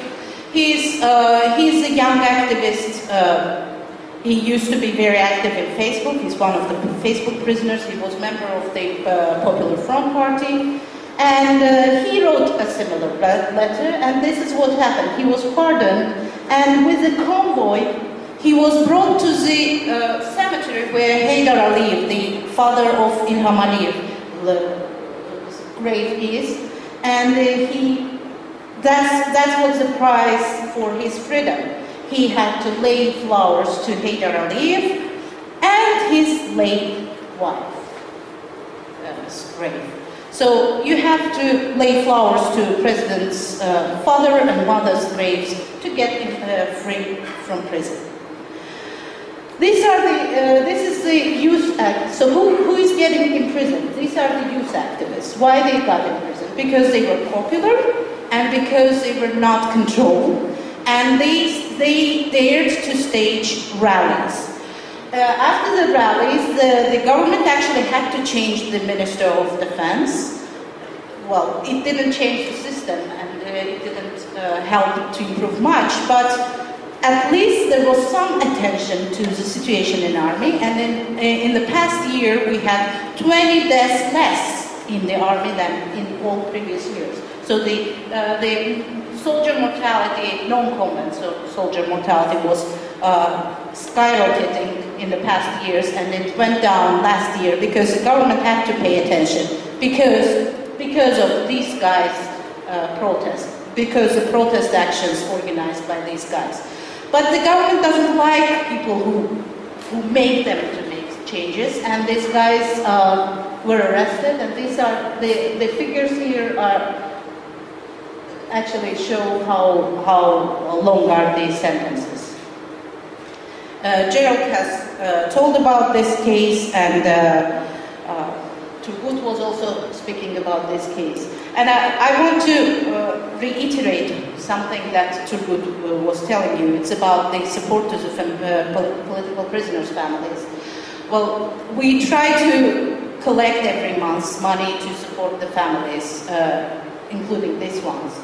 And in fact, I'm writing about corruption. I criticize corruption. And then family of the political prisoner comes, the mother comes and says she needs money because she needs to bribe a prison guard to convince him to open the window in summer because her son, who has asthma, needs to breathe. To bribe a prison guard to open a window. The window should be open all the time. That's a prison rule. There is no prison rule that prevents it. But you have to pay for this. It's a privilege in that prison. So these kind of, and I can't say to mother, no, corruption is bad, you shouldn't pay bribes. I can't tell that because prison is probably not the best place to fight corruption instead of when you have an issue of survival. This is another kind of prisoner. He's one of the Facebook prisoners. Abdullah Bilov is a young activist. He is imprisoned because he had a very popular page that was called Let's Stop Psychophants, like ass kissers. And the page was popular, and the guy was very active also in crowdsourcing information from the citizen journalists. And he got arrested. And this is what he said in his final speech in the court. He said, my grandfather, prominent cleric, was arrested in 1937, Stalin's time, together with the poet Mikhail Mushfik. Today the heirs, the grandsons of those who did or welcomed repressions in Stalin's times want us to live without freedoms like in 1937. So So Abdullah Abilov is sentenced to 5.5 years in fake drug charges. I attended only one hearing on his case, and this is what I heard in that hearing. Policemen who basically there was no proof. The lawyer, defense lawyer, was proving that police couldn't make a search in his apartment because they didn't have proper documents. Police claimed that Abilov himself invited police to come to his apartment to do a search and find drugs. This is another ridiculous case. He's also a Facebook prisoner, Omar Mammadov. He was an admin of Selected from Us TV page, where they've been mocking the Us TV propaganda of Aliyev's. And here is what we have from his court trial. We've learned in the court trial that his father and he himself were invited to anti-organized crime unit of Interior Ministry twice before he got arrested, and there they've been warned about online activity of Omar. And then he was arrested on a drug charge. Indictment claims that he was selling drugs in Baku, but they chose the wrong timing for this claim, because according to the indictment he was selling drugs in Baku, but according to his passport, Omar Mammadov's passport, he was in Cyprus then. And another thing, the witness, and his name is Nurma Ramov, who came to the court to tell that he actually saw Omar Mammadov selling drugs. That's his job. He's witnessing in the court, and simultaneously his name appears in several other court trials where he's serving as a witness. So he's what we call штатный свидетель. It's like witness on duty for the president.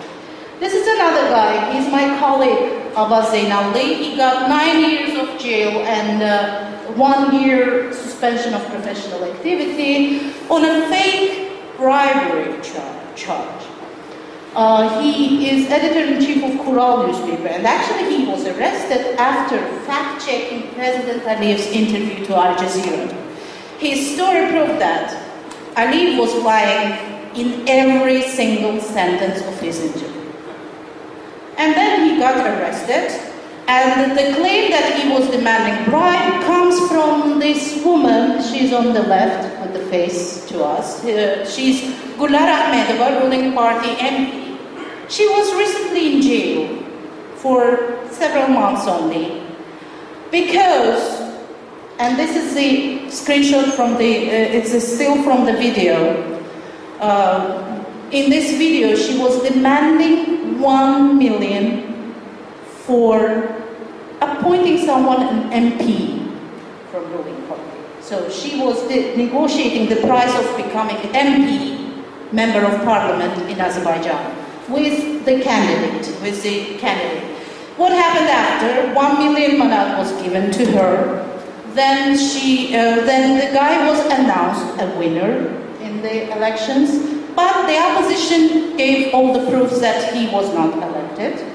And in that particular case, basically the government decided that he's not that important, and they dumped him. The election results were cancelled, annulled.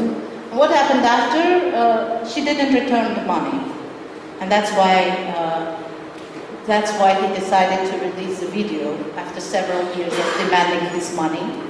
And then she was found guilty for a fraud, not for the state crime, like selling the parliament seats or whatever. For a fraud, she was found guilty, and she spent only several months in prison. Several months. Her sentence was 3 years, and she spent not a full year.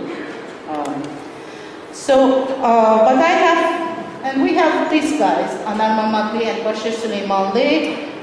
They are in jail for reporting election fraud, and Anar Mamadli's verdict is 5.5 years. So this is the kind of justice we have.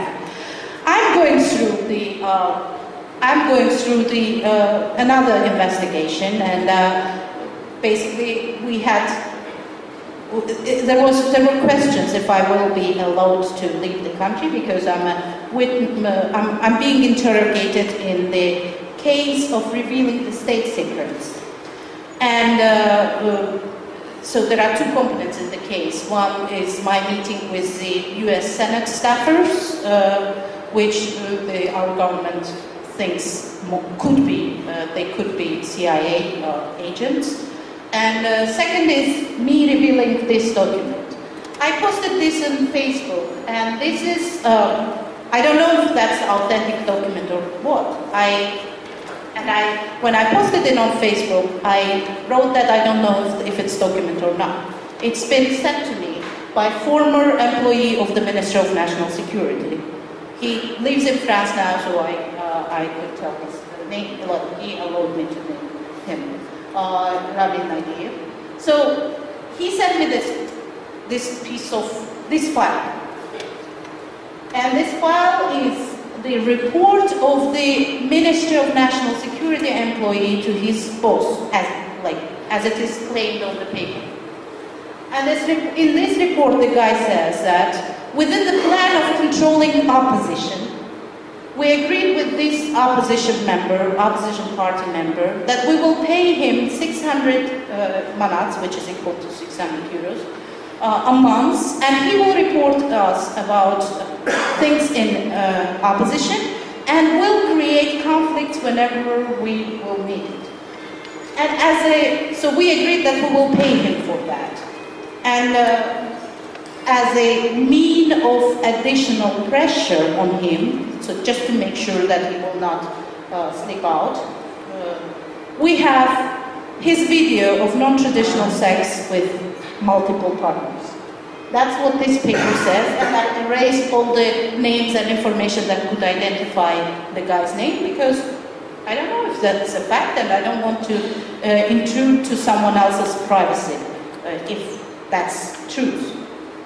But, well, it didn't stop Azeri government when they intruded my privacy and planted a video camera in my bedroom and then blackmailed me with that video.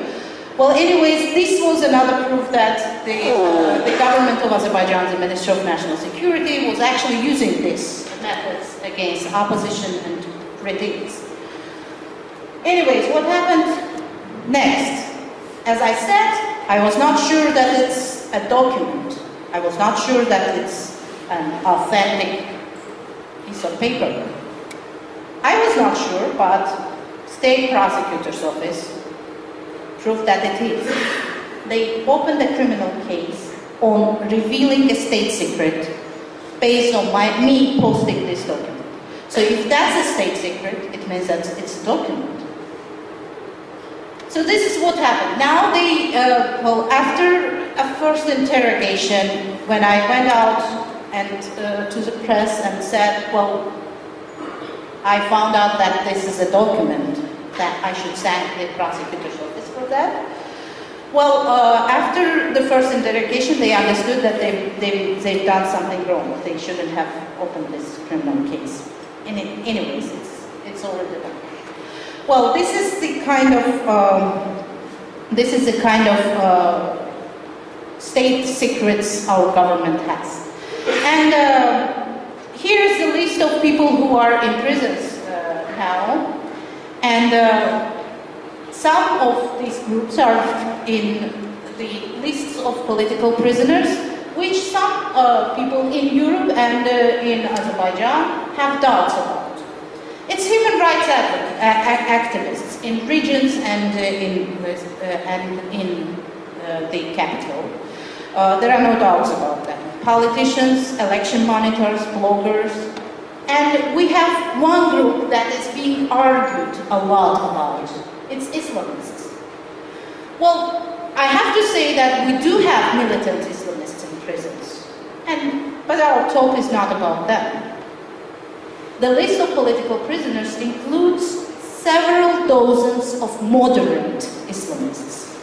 Islamists who didn't promote any violence, who did not who did not say that they want a Sharia state in Azerbaijan, who said that they want their daughters to be able to go to school in their headscarves. And they protested for that, peacefully protested for that. And the group and the clerics who were popular and not controlled by the Ministry of National Security and some religious groups of the government. So these people actually are the kind of Islamists who would actually be able to promote the moderate Islam in Azerbaijan, non-violent Islamists in Azerbaijan. But they are in prison, and by putting them in jail, the government of Azerbaijan actually made Muslims of the country very angry. And now there is an ongoing debate in Islamist community of Azerbaijan whether the moderate ways of Islam they've been promoting was the right thing. Maybe we should go and look for other ways of promoting our Islamic views. So by jailing moderate and pro-independence people just for being popular and not controlled by the government actually pushes the religious community to seeking for new, more radical ways of the. I think my time is out, and I want to thank Mr. McNamara, Mr. Strässer, and other European politicians who help us to prove that Europe is about values. It's not just about crooked politicians.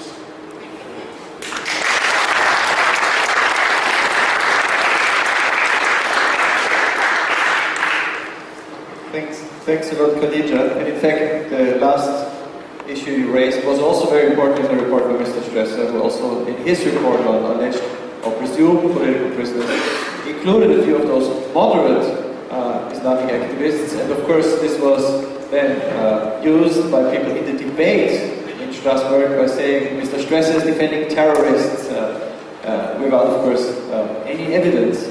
But why do you need evidence if you have the votes? Now let's go to Browder. You've been an activist now for some years on the case of Sergey Magnitsky. What have you learned about Europe and about what works in working against political imprisonment and for justice? Thank you, Gerald. I'm kind of an unlikely human rights activist.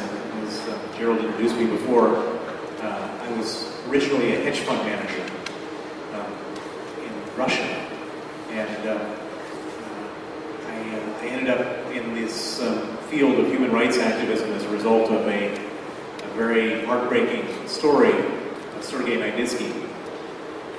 Many of you have heard the name Sergey Magnitsky. Probably many of you know the story of Sergey Magnitsky. But for the benefit of those who don't, I just want to briefly summarize what happened to Sergey Magnitsky and how that changed me into an activist, and how that has led me to a way of dealing with some of these infuriating stories that we've heard today, so that we have some cause of action against the people who do these terrible things.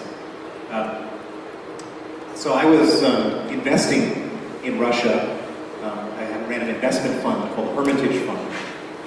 My fund I discovered massive fraud that was taking place in the companies that I was investing in. Companies that you've heard of, like Gazprom, Sberbank, and Lukoil. The management of those companies were stealing lots of money. And I thought that was not fair, that they were stealing all the money. And so I looked around to see, well, what can I do to stop them from stealing the money in these companies that I own shares in. And I discovered that there was really nothing in the official system that you could do. The Russian police don't police, the Russian politicians are corrupt, etc. And so I decided to do the only thing that was in my power to do, which was to figure out how they did the stealing, and then to expose it through the international media. And as you might imagine, the people who were stealing money didn't find that too pleasant, and they didn't like me very much. And so after doing this for a few years, I was expelled from Russia in 2005, and I was declared a threat to national security. I quickly got all my people out, and I got all of our money out, because I figured that when the Russians go after you, they don't go after you lightly. And I thought I was done with Russia, but they were just getting started with me. And 18 months later, the police raided my offices in Moscow and raided the offices of my law firm, Firestone Duncan. We actually had Jameson Firestone, who's sitting up here in the white shirt in the second row. We'll probably talk about this more tomorrow. And the police seized all of the corporate documents of my companies. They were empty at this point, but they didn't know it. And then the next thing that we discovered was that we no longer owned our companies anymore, and the police had stolen the companies using the documents they seized in the raid. At this point, I hired Sergey Magnitsky, who was a 36-year-old lawyer who worked for Jameson Firestone at this law firm, to help me investigate. And through a very long and intensive investigation, he discovered that not only had they stolen my companies, but the police had stolen $230 million of taxes that we paid to the Russian government. And so they weren't just trying to steal our money, which they didn't succeed in doing, but they were stealing the country's own money. The police, together with tax officials and organized criminals, stole $230 million. Sergey Magnitsky discovered this, and as a good patriot of Russia, he decided that he was going to try to get justice for his country for the stolen money.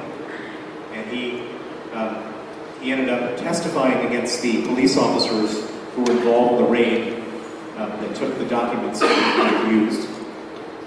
And instead of investigating the police officers, the same police officers he testified against came to his home about a month later in front of his wife and 2 children, arrested him, put him in pretrial detention, and then started to torture him to get him to withdraw his testimony.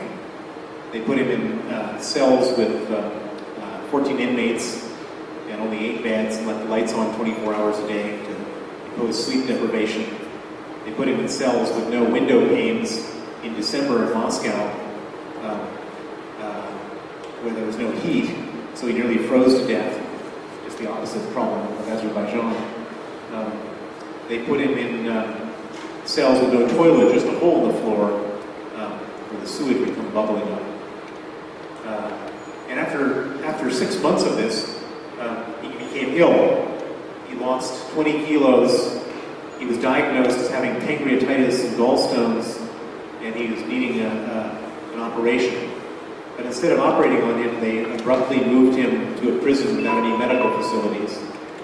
And at the new prison, they then denied him all medical care, in spite of writing 20 different requests to every different branch of the Russian penal, law enforcement, and judicial system, begging for medical attention. The pain got so intense he could barely stand. This didn't go on for just a day or a week. This went on for several months. And finally, on November 16, 2009, his body finally gave out. He went into critical condition on that night. And it was only then that they decided to move him back to a prison facility that had a hospital. But when he arrived at the prison with the hospital, instead of putting him in the emergency room, they put him in an isolation cell, and 8 riot guards with rubber batons came into his cell and beat him for 1 hour and 18 minutes until he died at the age of 37. That was 4 years ago. I learned about this on November 17th, the day afterwards, and it was like a knife going right into my heart. And I made a vow then and there that I was going to get justice for Sergey Magnitsky. And for the last 4.5 years, I've been on a quest to get justice for Sergey Magnitsky. Gerald's question was, how do you get justice? What does one do in these situations? And as I said, I was a trained investment manager, not a human rights activist, so I didn't know what you do as a human rights activist. So first thing I did was I went to a friend of a friend who worked at Human Rights Watch, and I said, what do you do in these situations? How do you get justice? And this person at Human Rights Watch offered to be very helpful and sort of started to advise me on a regular basis. And told me things like, well, you go to the European Union, the European Commission, and try to get them to bring up the case with the Russians. So I went to Brussels, and they got them to bring up the case with the Russians, and the Russians didn't care. And then she said, how about going to the US State Department and get them to put Sergey's name in their annual human rights report. So I went to the State Department, and they dutifully put Sergey's name in the annual human rights report, and the Russians didn't care. And I kept on escalating all of these normal tools that you're supposed to use as a human rights activist, getting governments to bring it up, putting in reports, naming names, and the Russians didn't care. Why didn't they care? Because it had no there was no consequence to anybody. So I said to myself, well, what can we do that they would care about?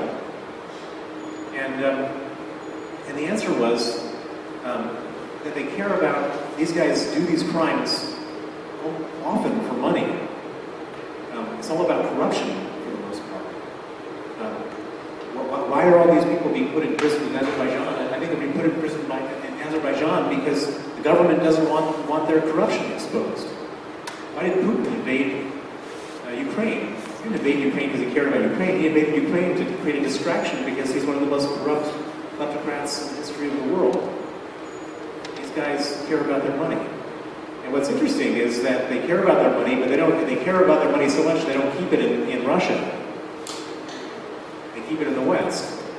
As Ben Judah said earlier, it's all here. And so this gave me an idea, which is, if these guys keep their money in the West, and we see them traveling the West, and you don't have to travel very far in Europe to see rich Russians, then maybe we could take that away from them. And so we came up with this idea of imposing visa bans and asset freezes on the people who killed Sergey Magnitsky. And I went around to various politicians, and Mr. Strässer here is one of my collaborators, and I went to the European Parliament, and I went to the U.S. Congress, and the Canadian Parliament, and the British Parliament, and I got a lot of people interested in this idea, and it got the most traction in the United States, and eventually became known as the Magnitsky Act, named after Sergey Magnitsky. And the first version of the Magnitsky Act was proposed in October of 2010. And it was, the act said that the United States government would impose visa bans and asset freezes on the people who killed Sergey Magnitsky. It was a proposed law. They launched it. And the most interesting thing happened, which was after it was launched, every other victim of human rights abuse in Russia that had the opportunity to travel to Washington came to these senators, Senator McCain and Senator Cardin, and said, you figured out the Achilles heel of the Russian regime. This is what they care about, their money and their travel. Can you add the person who killed my brother, my father, my sister, my mother, to your Magnitsky list? And after about 10 of these approaches, the senators decided that they had figured out that they were onto something much bigger than just one case, one tragic case. And they added 65 words to the law to say that not only are they going to sanction the people who killed Sergey Magnitsky, but they're going to sanction the people who have committed other gross human rights abuses in Russia. And this thing took off like wildfire, and it eventually led to a vote at the end of 2012 in which 92 senators voted in favor, 4 against, and the Magnitsky Act passed the Senate. 89% of the House of Representatives voted in favor of it, and President Obama signed it into law in December. And let me tell you something. This is a piece of legislation that truly terrifies the Russian regime. It terrifies them because it means there's nothing that Putin can do to protect the people who carry out his orders and the orders of his regime in committing gross human rights abuses. When these people do bad stuff, there's a chance that those people won't be able to travel again, and they'll be sanctioned, and their assets will be frozen. The idea is not exclusive to Russia anymore. The same senators, Senator Cardin and McCain, are now working on a global Magnitsky Act, which would apply to all countries. It would apply to Azerbaijan, and to Kazakhstan, to Belarus, and all the places where people are going to be talking about here in this conference. And this is the new technology of human rights advocacy. It's going after their money and going after their travel. We live in a globalized world now where Khmer Rouge didn't go to Saint-Tropez, but all these guys who are doing this stuff now do, and they want to keep on going to Saint-Tropez. And we now got leverage to do something to stop them. And so, as we all brainstorm about what needs to be done, we've got a tool, and now this needs to be implemented further in the United States, and we need to get this tool implemented more importantly in Europe, because the people who are doing this are traveling a lot more often to Saint-Tropez and to Sardinia and to Malaga and Marbella than they are to anywhere else. And so, for anyone who's interested, I'd be glad to share how we all could work together on this, but this is the thing that sends shivers up the spines of corrupt leaders in these countries.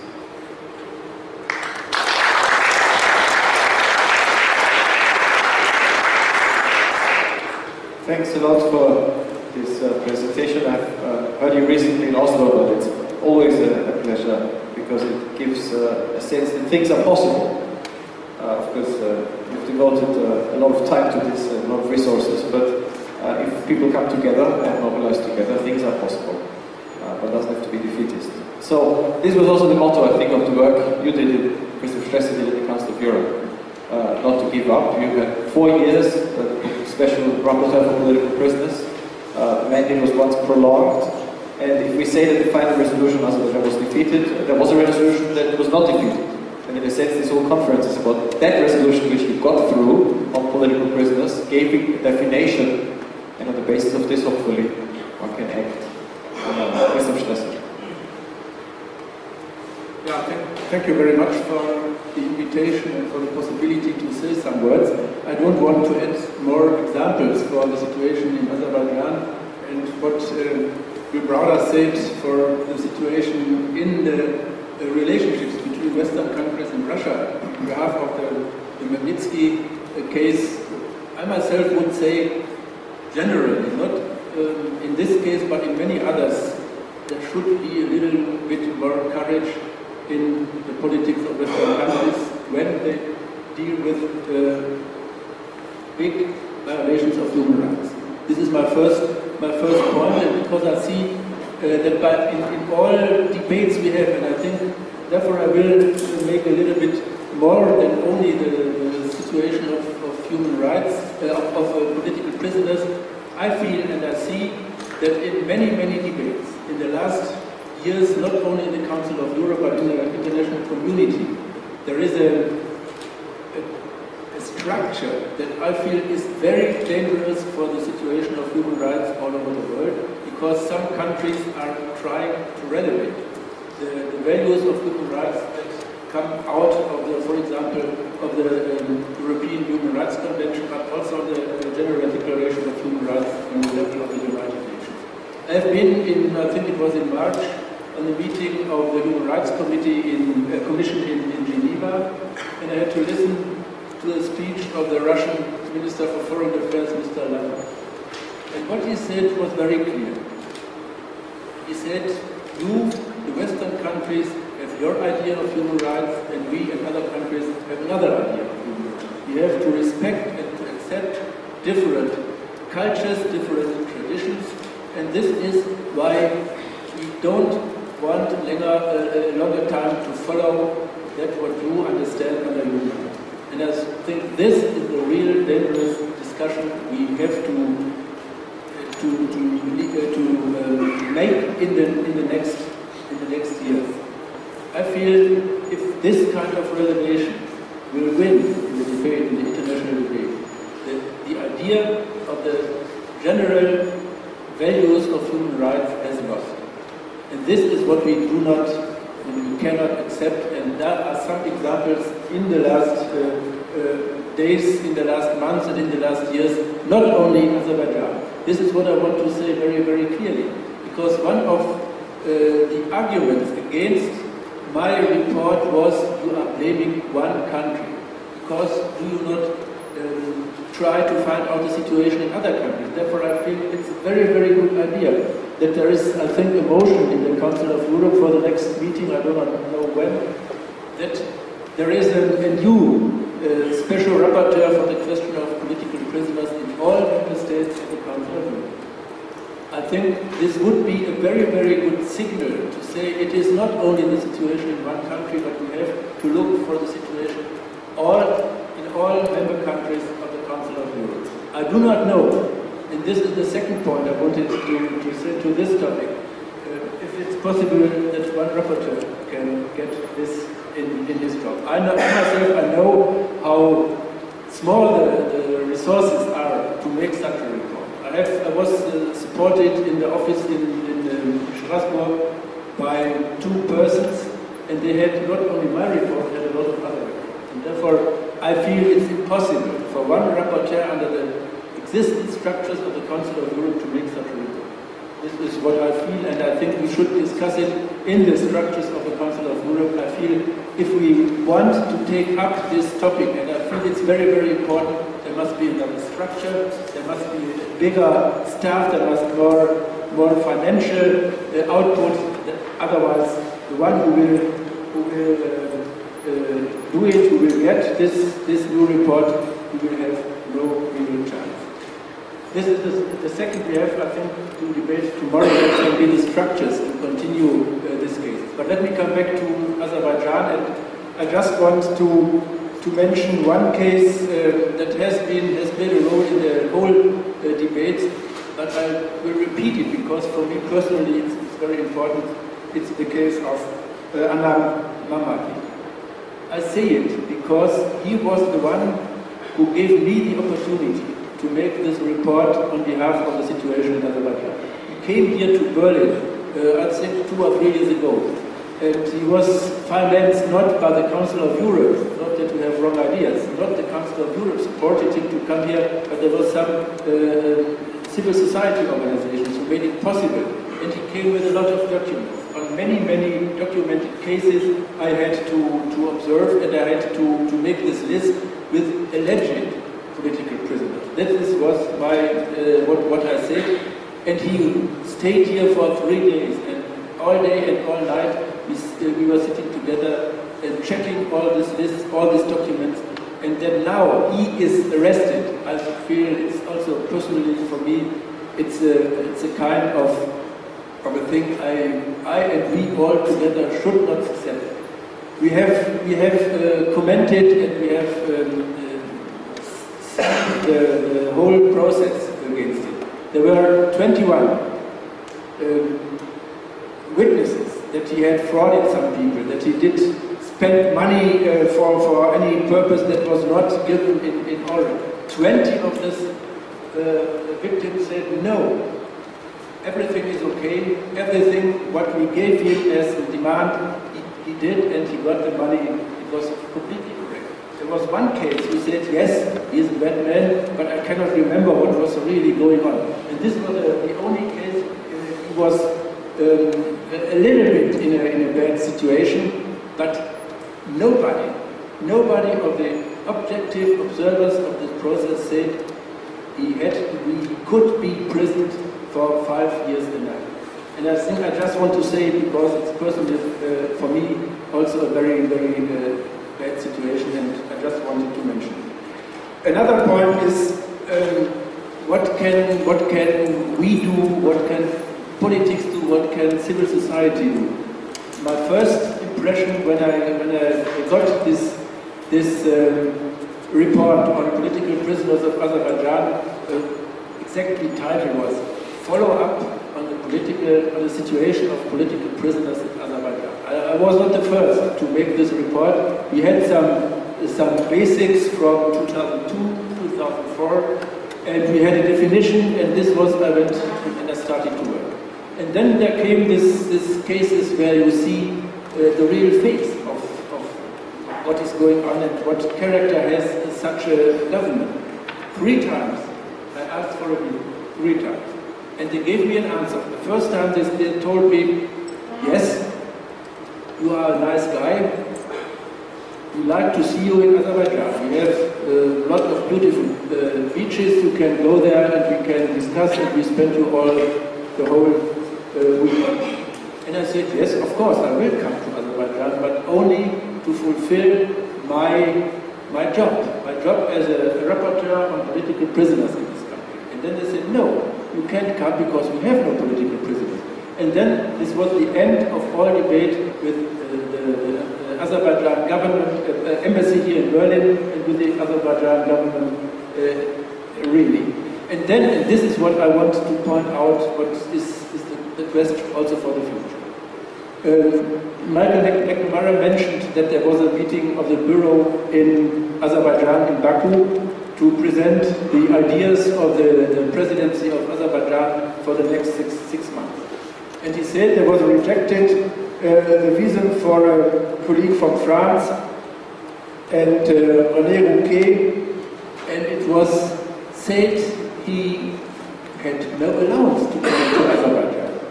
And what was the reaction of the officials of the Council of Europe? What was the reaction? The only thing I heard is that in the next 2 years there may be no meeting of any committee of the faith in Azerbaijan. And this is all. And I think if this is the reaction of this old, 60 years old organization that stands as no other organization for democracy, for rule of law, for human rights, if that is the only reaction. I do not know which way this organization will go in the future, when there are every government who says we don't want to accept a mandate, we don't want to accept an elected member of the institution of the Council of Europe, we will reject him to come to the country. I think this is, and therefore I think it's really, really important. The decision which way the Council of Europe will go, not only, I say it very, very clearly, not only in the direction of Azerbaijan, but especially in what its task to save human rights in the member states, this decision will come in the next year. And I do not know if in which way this decision will go. I just remember one, and then I don't want to come back to this debate in the Parliamentary Assembly about this report on the situation in Azerbaijan. One colleague, one delegate from, not from Azerbaijan, from a Western country, I remember very, very good, told me in this debate, what is that what you are doing? How can you write a report on the situation in a country you have never been? This was a question to me, and I only could answer this. You are the persons, you are the people who got that I couldn't go to this country. And though I couldn't go to the country, I have a lot of information to make this report, and this shows in which way this instrument of the Council of Europe is instrumentalized for political interests that have never been in the basics of the Council of Europe. And this is what I want to discuss for the next future. I want, and I think we have good friends who will go this way together with us. I will reach a situation the Council of Europe can do this job. That every rapporteur for any question of any violation of human rights can do his job, and that he gets a fair chance to make a report and to discuss it in a political level that is not biased by any proposals for Erdogan or what. This is, I think, we have to look for. And once again, it is not only the situation in Azerbaijan. We discussed about the situation in Russia. We had to discuss about the situation, I say it very clearly, what I saw in the last weeks about the development in Turkey. It's not what I say. There are values, democratic values of the European Convention of Human Rights fulfilled. And this is what we have to say, and always very clearly, very frankly. And this is what every government in the Council of Europe has to do. And this is why I understand my job, to go to this and this is my last sentence, we, the Western countries, and all the countries and all the members of the Council of Europe who are in favor of such a direction, must prove that they are credible. And this means we have to accept an open debate about the human rights situation in all member countries of the Council of Europe, in our own countries, but also nobody has the right to say we deny that other delegates, elected delegates from the committees of the Council of Europe are denied to enter a country where they have to make their job. This is what I feel is the next, must be the next steps, and therefore I enjoy very much that this conference is here, because I hope you have some proposals that will be discussed tomorrow. If there are some proposals who bring us on this way to save these values that are new 60 years for all member countries of the Council of Europe. Thank you very much.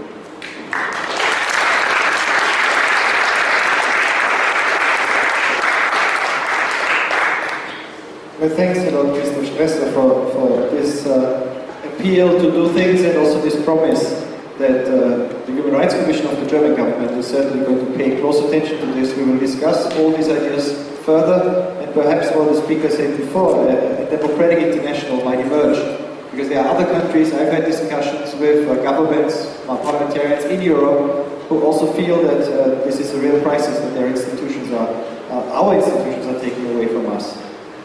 So we've had a lot of concrete proposals here from helping political prisoners that are left largely without help at the moment, to how to clearly identify who needs this help, to setting up structures that can work more effectively, not just repeating structures that have proven too weak and to not have enough resources, to targeting the real interests, from visa bans to asset freezes, to shaming people who are supporting autocrats, and above all else to keep this issue alive, to remind ourselves of the faces that we've talked about. Because in the end, this is probably the most important task we have, and now I'm speaking also for civil society, not to forget the individuals.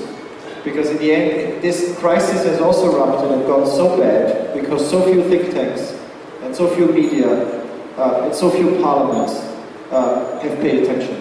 If we would have listened to the debates in the Council of Europe in the last 3 years, we might have been warned about some things that happened later, and that made headlines in Russia, in Turkey, in the Ukraine, and elsewhere. So it would have been the tripwire to warn us, but very few people paid attention.